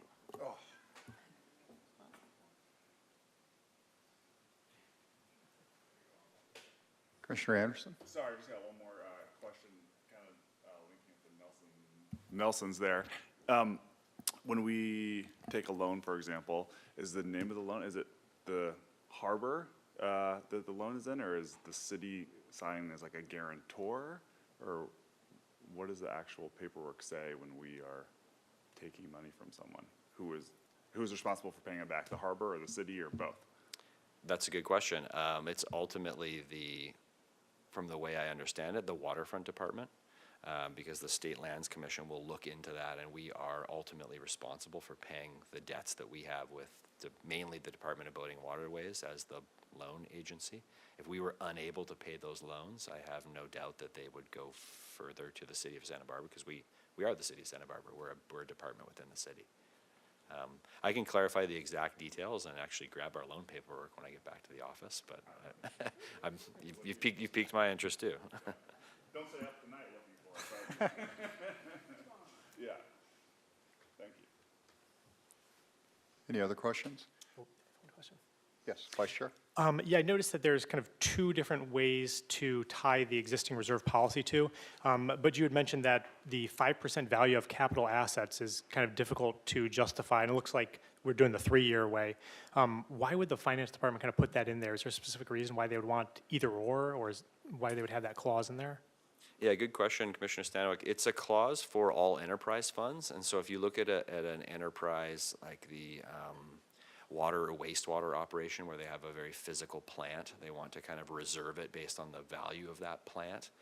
We're a little bit different with things like Stearns Wharf and buildings and pavement and lights, and so it becomes a little bit hard to sort of value all of that and tie our reserves to it. But the city and the Finance Department has given enterprise funds sort of some discretion over that. So operationally, what makes more sense to each operation. Okay, great, thank you. And once again, Mike, who are the other enterprise departments? The airport is an enterprise department. The water and wastewater departments are enterprise departments. And those are the majors. And including us? Okay. Yes. Any other questions? All right, looks like we can move on to item number 4.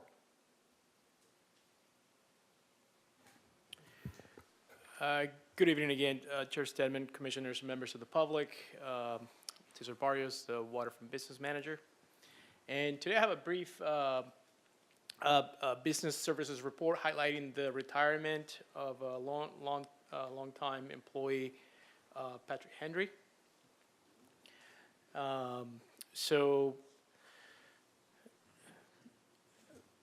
Patrick started with the city in 1992 as an hourly employee in parking, and then became full-time in 1998, working as an office specialist. Eventually, he promoted to administrative specialist, then to harbor operations assistant, and ultimately, he became our senior property management specialist, working closely with the business manager, overseeing all the waterfront properties and as well as BAPs.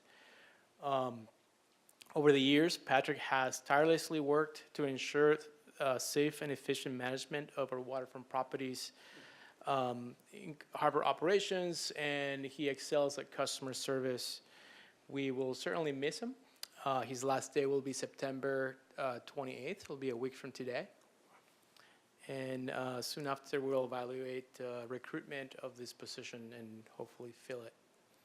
And that concludes my brief report. So is it true that he was a seminarian with Jerry Brown, Patrick Henry? I know he was, yeah, a seminarian, but I wasn't sure of the detail with Mr. Brown. But I know that he was. He was. Interesting. Yeah. Field. Thank you. All right, I guess we're moving on to item number 5.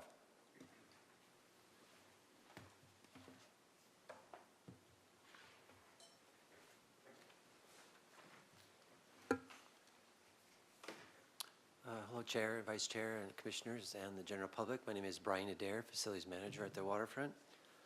Today I have a facilities report. And this evening we'll be talking about capital projects, capital funding, overview of going forward. Capital improvement projects are critical to maintain and update or replace our aging infrastructure and facilities. We have, in fiscal year 2023, we didn't complete all of our projects, so we have a carryover of $1.9 million. In this fiscal year 2024, we got $1.6 million.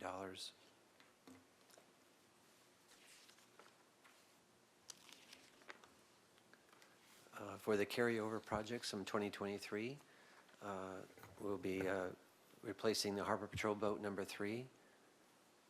We'll be continuing our efforts to renovate and modify the ice house.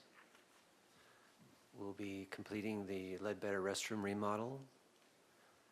We'll be replacing the Harbor Patrol shed, making some dock repairs, and replacing the davit. We'll be continuing our efforts to do inner harbor dredging, and also looking for new software for our marine management system. Any questions on those projects?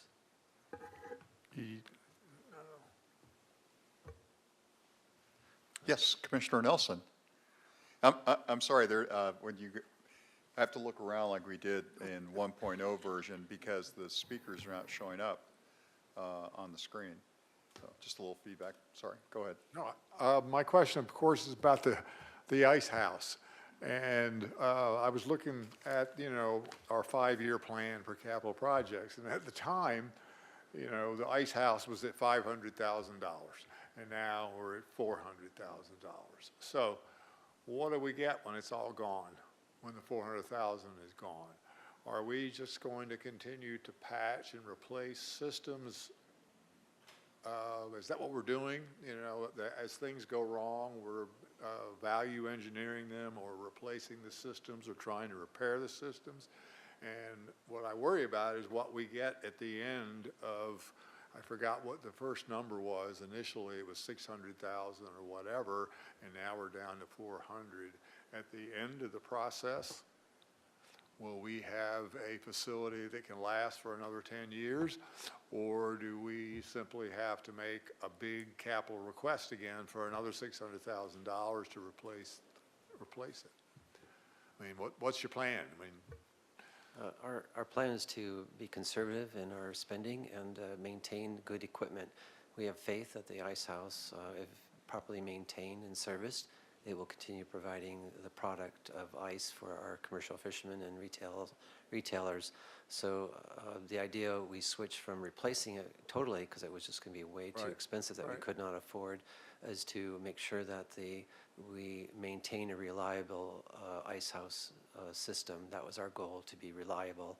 And to do so is that as components of the ice house age, we replace those components. And then we created a long wish list of all those things that we wanted to do, and we're slowly picking away at that wish list.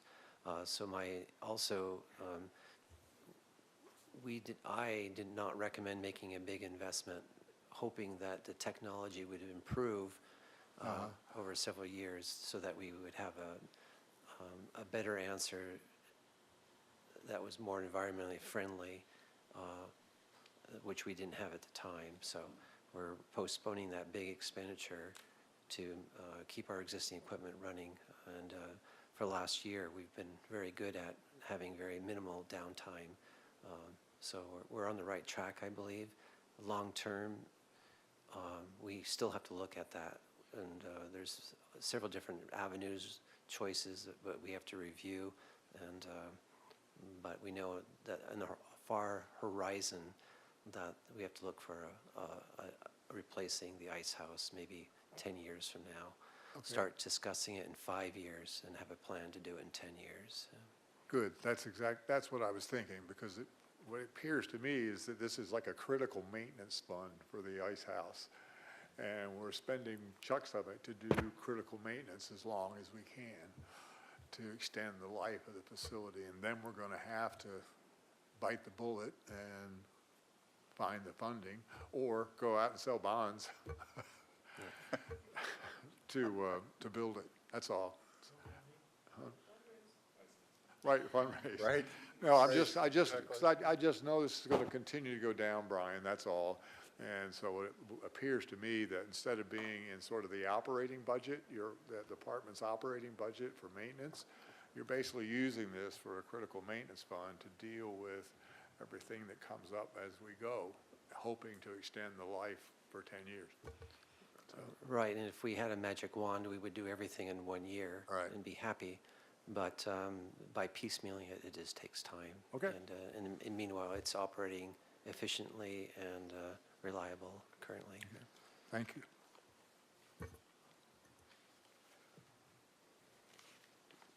This is just a boat that Nathan Aldridge behind me is running this capital project, and this is just a nice photo of the boat that the waterfront is ordering by Moose Boats. Commissioner McCray, did you have a quick question? Yeah, I have a comment. First of all, I think your path forward with the ice house is the right one. It was very expensive to consider replacing it all at once. And I know that this fishing industry, such as it is very good at keeping things afloat and keeping them going for decades and decades and decades. We have one boat in our fleet, the sport fishing fleet, that's now 100 years old. And it's all from TLC, over 100 years. And I realize that at some point, a good option for potentially replacing the ice house in whole might come our way. And I think you're taking the right perspective, that when that opportunity arises, you'll be there to snap it up. Thank you. Also, I'd like to add is that before I started working for the waterfront, the whole intention was to replace the ice house. So That's the right. funding was set aside to achieve that goal. But we switched lanes, but we didn't want to get rid of that money. So we're dedicated, and that's why the money is sitting there, because we're dedicated to maintain the ice house and upgrade it. We just got done replacing the computer that runs the ice house, and that was a major upgrade, and was successful last week with the help of a team of people. Moving on to our goals for fiscal year 2024 capital projects. Every year we do the annual Stearns Wharf heavy timber. We've increased that a little bit more this year because we want to replace more deck boards. The vehicle traffics cause a lot of wear and tear on this top surface of the deck boards. So we want to do more of that this year, so we increased that budget a little bit. Harbor Projects is kind of what we call a minor CIP projects, and that covers a lot of little projects that we want to do that we conquer and divide and conquer again, sorry. The next project is parking lot asphalt repairs. Having parking lots is very, very expensive to maintain. So we're going to be doing some asphalt repairs in the parking lot bike path this October. Commercial area improvement, we want to improve the safety, beautification, also just the way it functions. So we're looking at different ways to improve that. We also want to install a new fire alarm system at the Stearns Wharf. There are several buildings that don't have any fire alarms, so the faster that we can know that there's a concern, a problem, the faster the response, the less likely there will be extensive damage. At the Waterfront Center building, that fire alarm system is getting very old. We can't buy parts for it, and we're getting a lot of false alarms. So Mike allowed us to include that in our fire alarm system upgrades for this year. We also want to replace fire pump motor and pump for Harbor Patrol Boat Number 2. That's went out to bid recently. Also, we want to support the city's efforts in sustainability measures. So we got some projects lined up for that. I have a quick question. Mark, why does a pump cost $90,000? Well, it's a fairly large diesel engine, and that pump is attached to that, so a big boat engine is a pretty big item. I'm not sure, I don't know what the actual cost is going to be, but it is a big ticket item. Got it, thank you.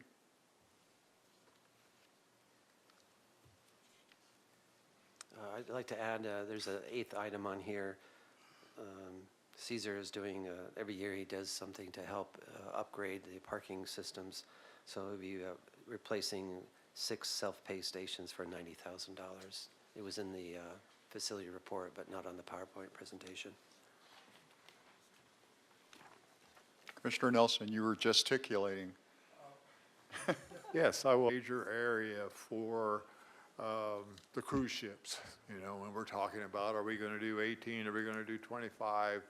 And so that's adding more pressure and more use in that area. And the issues that we've talked about in terms of Santa Barbara Landing and our BAP things, it seems like, and then you're going to get to commercial lobster trap staging.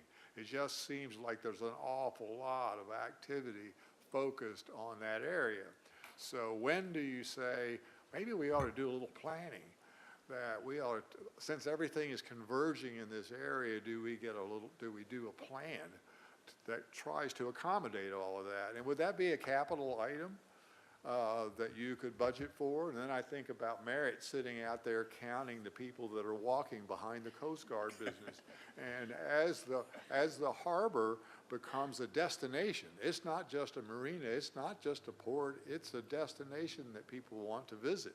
And I understand completely why. But then you say, maybe we need to do a circulation study and decide how we move people around. Would that be a capital item where we could retain a company to do that work for us? Because when I see things like sustainability measures, $50,000, to me that's kind of slushy.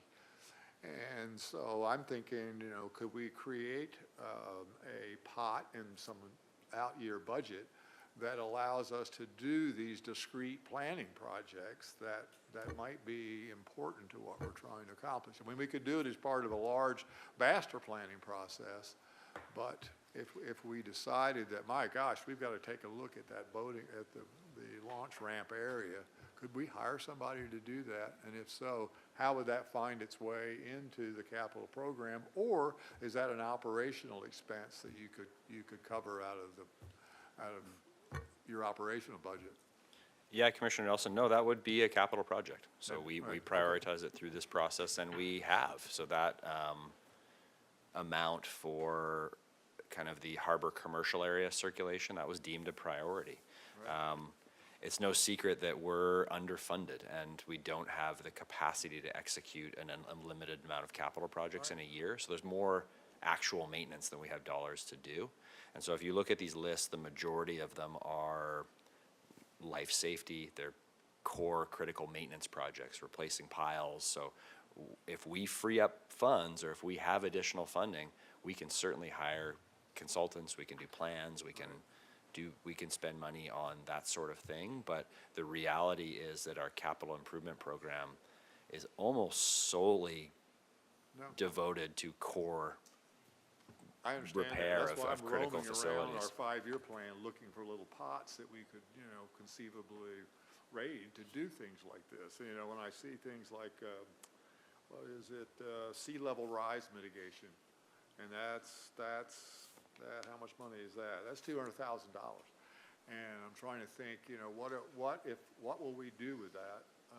Isn't sea level rise something that the city is trying to do for all of its assets? And should we be dedicating $200,000 to sea level rise when what you just said is, we don't really have any room to do new projects because our existing maintenance load, whether it's replacing piers at Stearns Wharf or what have you, has got to be met. So why would we have a sea level rise mitigation pot? I mean, Is that that's a question? yes. I mean, the city spent a lot of money and a lot of time studying sea level rise. So you're correct in that it's hard to quantify when that's going to be a problem or how much money. But I think it would be a great discussion for an entire commission or an entire council to weigh in on the priority of sea level rise, not only sea level rise, but climate change and increasing storms. And so I think removing those funds is not necessarily a great idea, but that would be a great discussion during a capital project hearing. I'm not trying to be, I'm just thinking, you know, the sea level rise is this big problem. I mean, I think was her name Melissa Hetrick, you know, she was talking about $4 billion. So we got a $4 billion problem if we build, if we try to mitigate, and then we got a $4 billion problem if we don't do anything and we have to replace. But what does 200,000 represent when we could really use it for a critical maintenance project? That's all. And I don't want to belabor it. I'm just. Commissioner McCray first. Yeah, I want to note that the lighting project that was done at the harbor was a phenomenal benefit. And I think I understood that it was actually cost saving with respect to relamping and cutting the power consumption down a little bit, but it's brightened up the harbor considerably. But there remain a couple of areas that are still pretty dark. One is right by the, surprisingly, right by the entry kiosk. And the other is over by the launch ramp. And I was wondering if that was on the chalkboard for some time where we could actually begin thinking about it. Right now, it's not on the horizon as that typical effort, but we welcome all ideas and suggestions, and every year we review all those and then write them down so we don't forget them, and then prioritize them. So we can look at that again and continue that effort. Thank you. Yes. Commissioner Cohen? Yeah, I just was wondering on the $50,000 for sustainability measures, just what were they, out of curiosity? And Sure. were they done in connection with the Sustainability Committee? Yeah. Yeah, and Commissioner Cohen, the hope with that funds was with the Sustainability and Resiliency Department, they're going after large-scale projects, grants for solar, and so we wanted to have a little bit of money that could potentially lead to more dollars, looking at PPAs to potentially install solar on the various buildings throughout the harbor. And so we wanted to kind of show them a commitment that we're willing to have a little bit of money to sort of cover design or some things that might fall outside of that funding, and along with sort of efficiency upgrades. And so it really was just a placeholder to ensure that we can work with them and offer something as well. Given that information, would there be some interest in the harbor, maybe hiring someone to come and look at the harbor as a whole to try to find areas where they could, add sustainability or improve it? I mean, I don't think that a study like that would take that whole budget, but I think that it might be something that would be really interesting to see.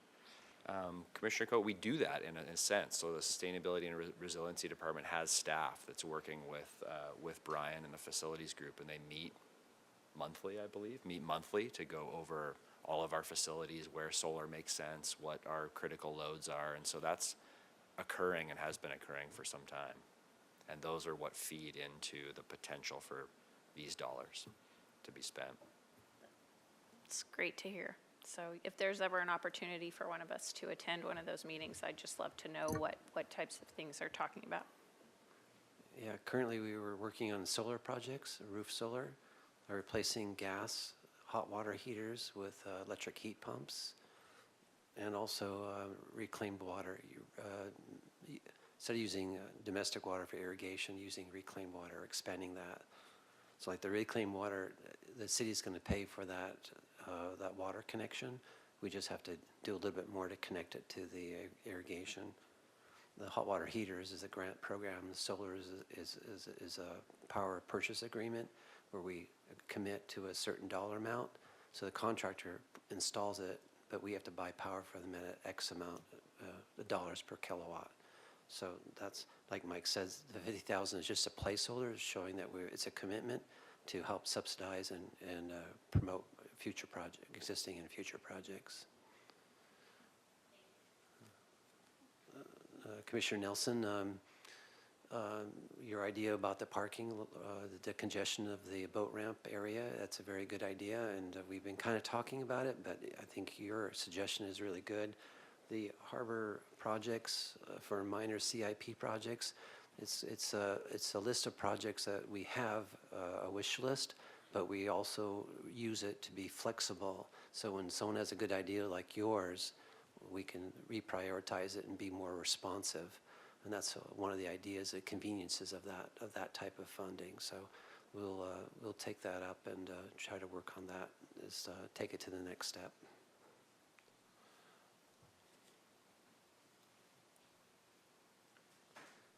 The next slide is about miscellaneous projects. In 2023, we completed 84 projects out of 93 that we targeted. So the waterfront, again, is a really great team to work together and help achieve all those things. So something could be as simple as replacing a faucet or something larger, but it's a way that we can tap into resources to get things done and get everybody involved. So it's been a very productive program. For fiscal year 2024, currently we have 60 projects, and again, Chancellor, Commissioner Nelson, when the new idea comes up, we can try to slide it in there. So some major projects on 2024 for minor CIPs is Tribesville Lift Pier, heavy timber replacement, replace 8 docks in Marina 4, replace Breakwater Cafe siding on the east side, replace 2 winch motors on city pier hoist, replace maintenance yard storage containers, repair and upgrade 2 sewer line connections, restroom spot repairs, heating and air conditioning replacements. So those are just some of the key things out of those 60 projects. Any questions?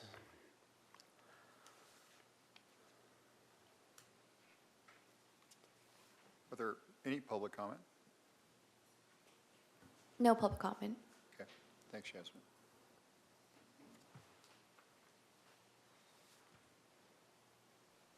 Thank you. Thanks, Brian. All right, so we're going to move on to item number 6. Manager Pruzinski.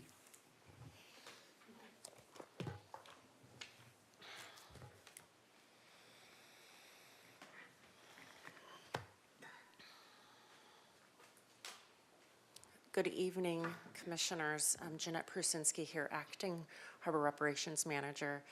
I have 3 topics to cover tonight, but they're relatively short.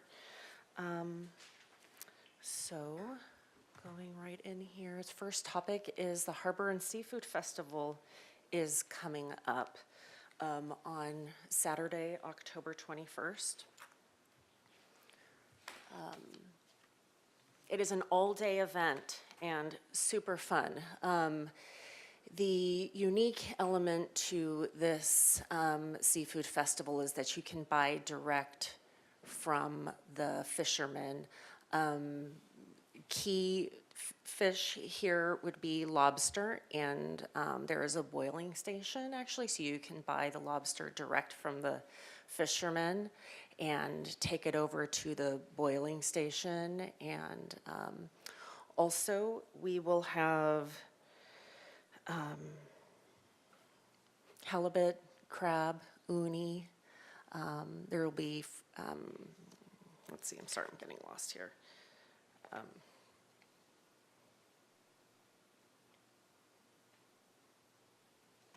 Okay, next slide here. So the Harbor and Seafood Festival will also include live music, face painting, a lot of arts and crafts booths, including jewelry, and the Deepwater Dive Monument will have a booth there too.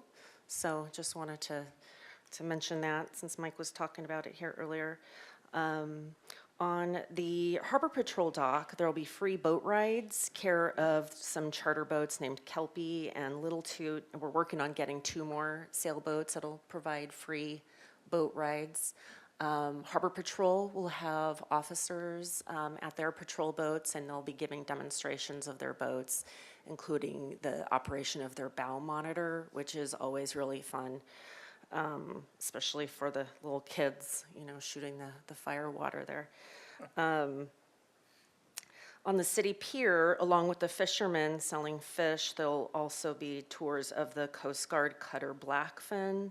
And then we'll have some other agencies on the pier, such as Heal the Ocean, Surfrider, Channel Keeper, CFSB, Department of Fish and Wildlife.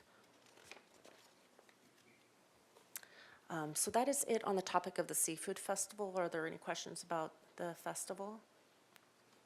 Okay. I have one question. The commercial fishing community, are you participating directly with the Seafood Festival? Yes, I've been communicating with CFSB, helping get fishermen on the pier, yes. So we will have so far 8 fishermen, and also working with them, talking about challenges with the boiling station that they share with the barbecue also, which Commissioner McCray champions. He is going to be barbecuing albacore. Oh, and Commissioner Nelson, too? Well, I told him I almost expired last year at the boiling station. So maybe I should move with the halibut side of the world. So going from boiling to barbecuing instead, okay. Yes, I have been speaking with them. And so what we're working on right now is the option for them to get their fillet station out. So with the fin fish that you can buy directly from a fisherman, then you can also have it filleted there. So that'll be kind of cool. Any other questions about the Seafood Festival? Yeah, who is the CFSB? Who is it? Yeah. What organization is that? Commercial Fishermen of Santa Barbara. Yay, Commercial Fishermen of Santa Barbara. Okay, sorry, I'm using the acronym. Commercial Fishermen of Santa Barbara.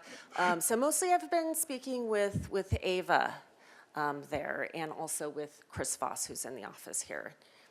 Ava Schulenberg, who's normally visits each Harbor Commission meeting. She's not here tonight. Thank you, and I just want to recognize all the staff people and time that actually gets donated to put this Saturday event on. You guys do a great job working behind the scenes during the time of the actual event, and also all that work that makes the thing go and get off the ground in the first place. Yeah, thank you, Commissioner McCray. Yes, it is, the entire waterfront department really participates, and the facilities staff really puts together this whole infrastructure of all of the services. Cesar Barrios and Patrick, Patrick specifically helps tremendously with putting together all the other food vendors and the arts and crafts vendors. So yeah, it is a fun event, though. A lot of work. Okay. Can I ask one question? Yes, Sorry, ma'am. There's no. I just was wondering, I've been down to it, and it's a wonderful event, and it's also very crowded at times. I'm just wondering if there's ever been thought into expanding it, and maybe it already does, and I don't know, but onto the wharf or out to the landing or in other areas, just so that people can get kind of more spread out. It gets really crowded in there, and I just wonder if anyone has ever explored that idea. There's also, obviously we have vendors at both those sites, and so I just don't know if that's ever been a thought for the future. Yeah, it's a great question. We honestly have our hands full at that one location. It'd be really hard to staff multiple locations, but it's a good idea. It does get crowded. It's one of those things where you kind of have to watch what you ask for. You want it to be a great event. You want everyone to come down, and then everyone gets there, and it's really, really busy. So, yeah, I guess there's kind of a sweet spot between a good time and too crowded, and it seems to be always kind of right at that good spot, but yeah. No, I just was trying to think of ways to kind of spread out the people so that all of our tenants and everyone is getting the benefit of the crowd. So, you know, all of the, you know, it just feels like if it's a good thing, you want to keep that growing and you want to make sure that everyone's getting the benefit. So that was just my thought, and I didn't know if there was something already out at Stearns Wharf that I didn't know about or out at the other areas. A good So- plug for Stearns Wharf. So that last year was their 150th anniversary, and they're still doing Wharf Wednesdays. So first Wednesday of every month, they have live music out there, and it's kind of an event. So they've got that monthly. So not Harbor and Seafood Festival Day, but an event of their own. Commissioner Ford? Thanks. I would just also mention, I'm not sure if you did, so I apologize, but I believe beautiful Tall Ship will be here during that time too, the Mystic Whaler. So this year, we will not have a tall ship, unfortunately. So the Mystic Whaler is going through some commissioning ceremonies and processes. So we will not have a tall ship this year. It will be here for a good portion of October. It will be here for October through the Maritime Museum for their educational programs, but they are not available this weekend. I see. Good, thanks. Okay.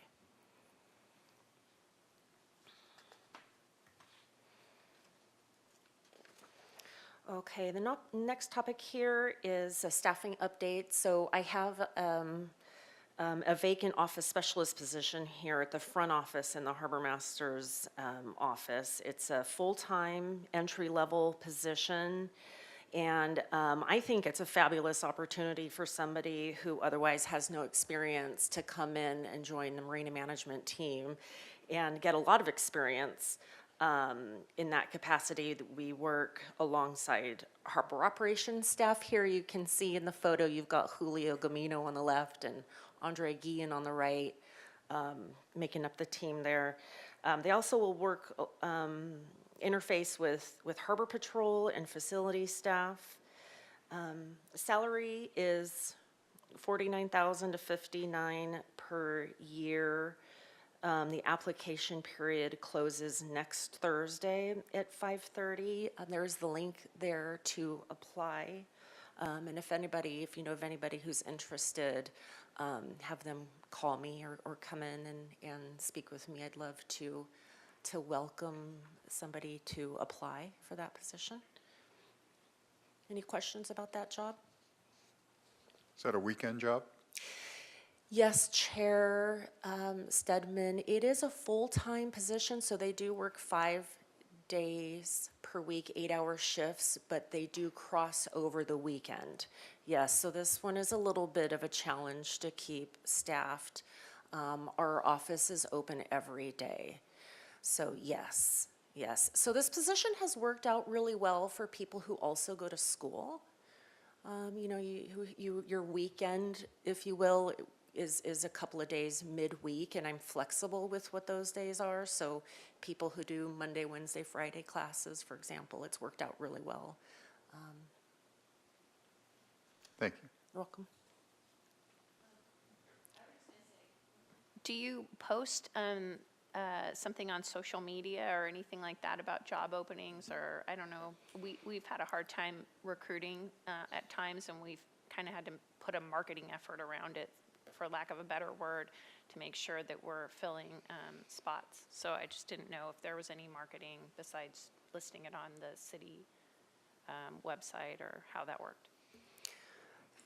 The Human Resources Department runs the recruitments for jobs where we get low interest. Sometimes we'll ask them to, post on extra websites. I did not ask for extra effort on this one. And I don't know right now how many applications have been submitted, because HR does keep that kind of close, but I will probably reach out on Monday out of curiosity just to see what we're looking like. Sure.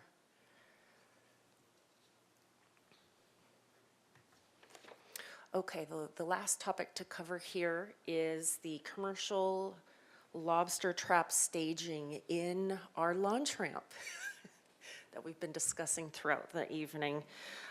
So yes, there is a 2-week period that we allow the commercial lobstermen to stage their traps in the launch ramp. And you see here in red that we have 32 trailer stalls allotted to them for up to 14 days in a row. It opens September 23rd, and all traps have to be out of the lot by the end of the day, October 6th. As of right now, I have 17 stalls filled, so we're about halfway full. A couple of changes that I made to the lobster trap staging this year. One is that I'm requiring reservations, and the other is that I'm charging $6 per day for the trailer parking is essentially what that lines up to. So far this has worked out really well, and I haven't had any problems so far with filling these stalls. It's a valuable accommodation that we afford the commercial lobstermen who need basically room to line up their traps, and it's kind of a pit stop between their storage facility and their boat, which they have to load with a lot of traps. So they take multiple trips out to their fishing grounds and deploy their traps and then come back and get some more. So it's quite a process for them. So they're really, they really do use it really well. That is the topic of the lobster trap staging. Do you have any questions about that? I do. So when you drive in there, there's sometimes traps that are in some stalls and other stalls that don't have anything in them. Are those still available for the trailer boaters? There's nothing in them? I could probably make that happen. I think the first question that I'm getting from the current commercial lobster fleet is that they want more than one stall per fisherman. So what I would like to accommodate first is the option for the lobstermen with a lot of traps to have maybe an additional stall. But yes, as we get closer, if we don't fill them, then we can open that up to regular trailer parking. I'm sorry, Commissioner McCray, is that what you're asking? Yeah, I just got, truck and trailer and boat. Just, if he drives in there, there's just truck and trailer spots, and some are open and some are not, and some have traps in them and so forth. I was just wondering if that section is kind of roped off, or if there's an open spot in there, it's just like any other open spot. Honestly, I have dedicated this time to the commercial fishing fleet. So they're really my priority to accommodate at this point for this 2-week period of time. But if they have all been accommodated and I have extra room, then I could edit that and remove some of the spots this year. All right, thank you. I'm just assuming the process, guy comes in through the kiosk with a truck and trailer, and somebody will tell him where he can end up parking his truck and trailer while he's out on the boat. Okay, yes, so I have an arrangement with our parking staff, and at the main parking kiosk, they're going to have a list of the fishermen who have been assigned to the different stalls. So as somebody comes in with a truck and trailer, they'll ask them who they are to see where they fit on the list. And if they're not on the list and they want a stall, then we can fit them in and make basically an ad hoc reservation. But if it's just a person with maybe a recreational boater, then we would have them not go in the designated area. Thank you. You're welcome. Yeah, I have a question. I'm in the staging area quite often, and around this time of year, I sometimes see people that look like Harbor Patrol, but they have like green uniforms on. And then when I got closer, they were like game warden, it said, or fish and game.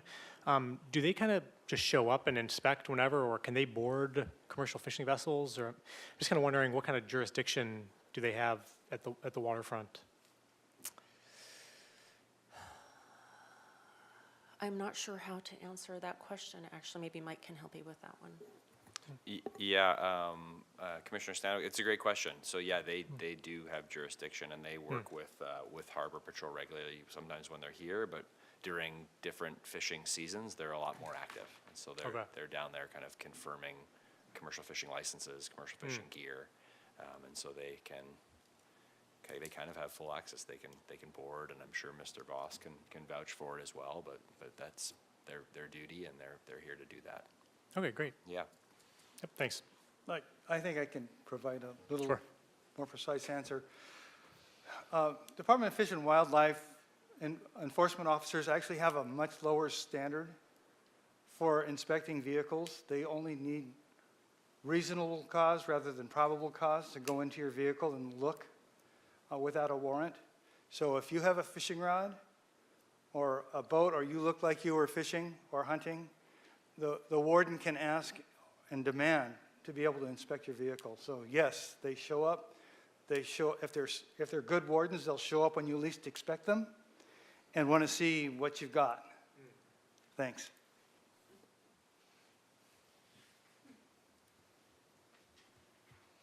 Okay, well then that concludes my report tonight. Thank you. Very well. Thank you, Jeanette. All right, we'll move on to commission and staff communications. Nothing from staff side tonight. Thank you. I have public comment. Oh. On 6. On 6, do you have a slip, Yasmin? I did, but I put 2 things on. I put general, yeah. See how I did that? It's kind of sneaky. Yes, that's correct. Speaker slip for Chris Voss. I'll be really brief. I just want to thank Jeanette and Caesar and the Harbor Department staff, Mike, for accommodating our needs prior to the lobster season starting. I know, Merritt, there are issues with the amount of space we take up. It's critically important that we stage our gear like that, and we're super grateful. And Jeanette's new steps, I think, are going to work out well with respect to signing up for space and then paying for it as we go along.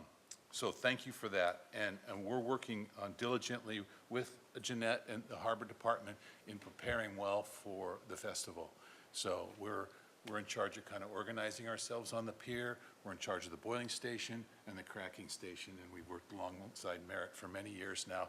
And now Mike's now leaving us, which is a tragedy, but we'll cope. That's all I just wanted to add. Thank you very much. All right, thanks, Mr. Voss. Any other commission communications? Surprising. All right, we move on to adjournment. Is it a motion? I'd make a motion to adjourn. Seconded.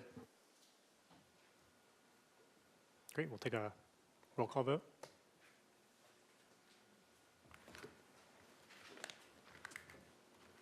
My apologies, I thought it was a...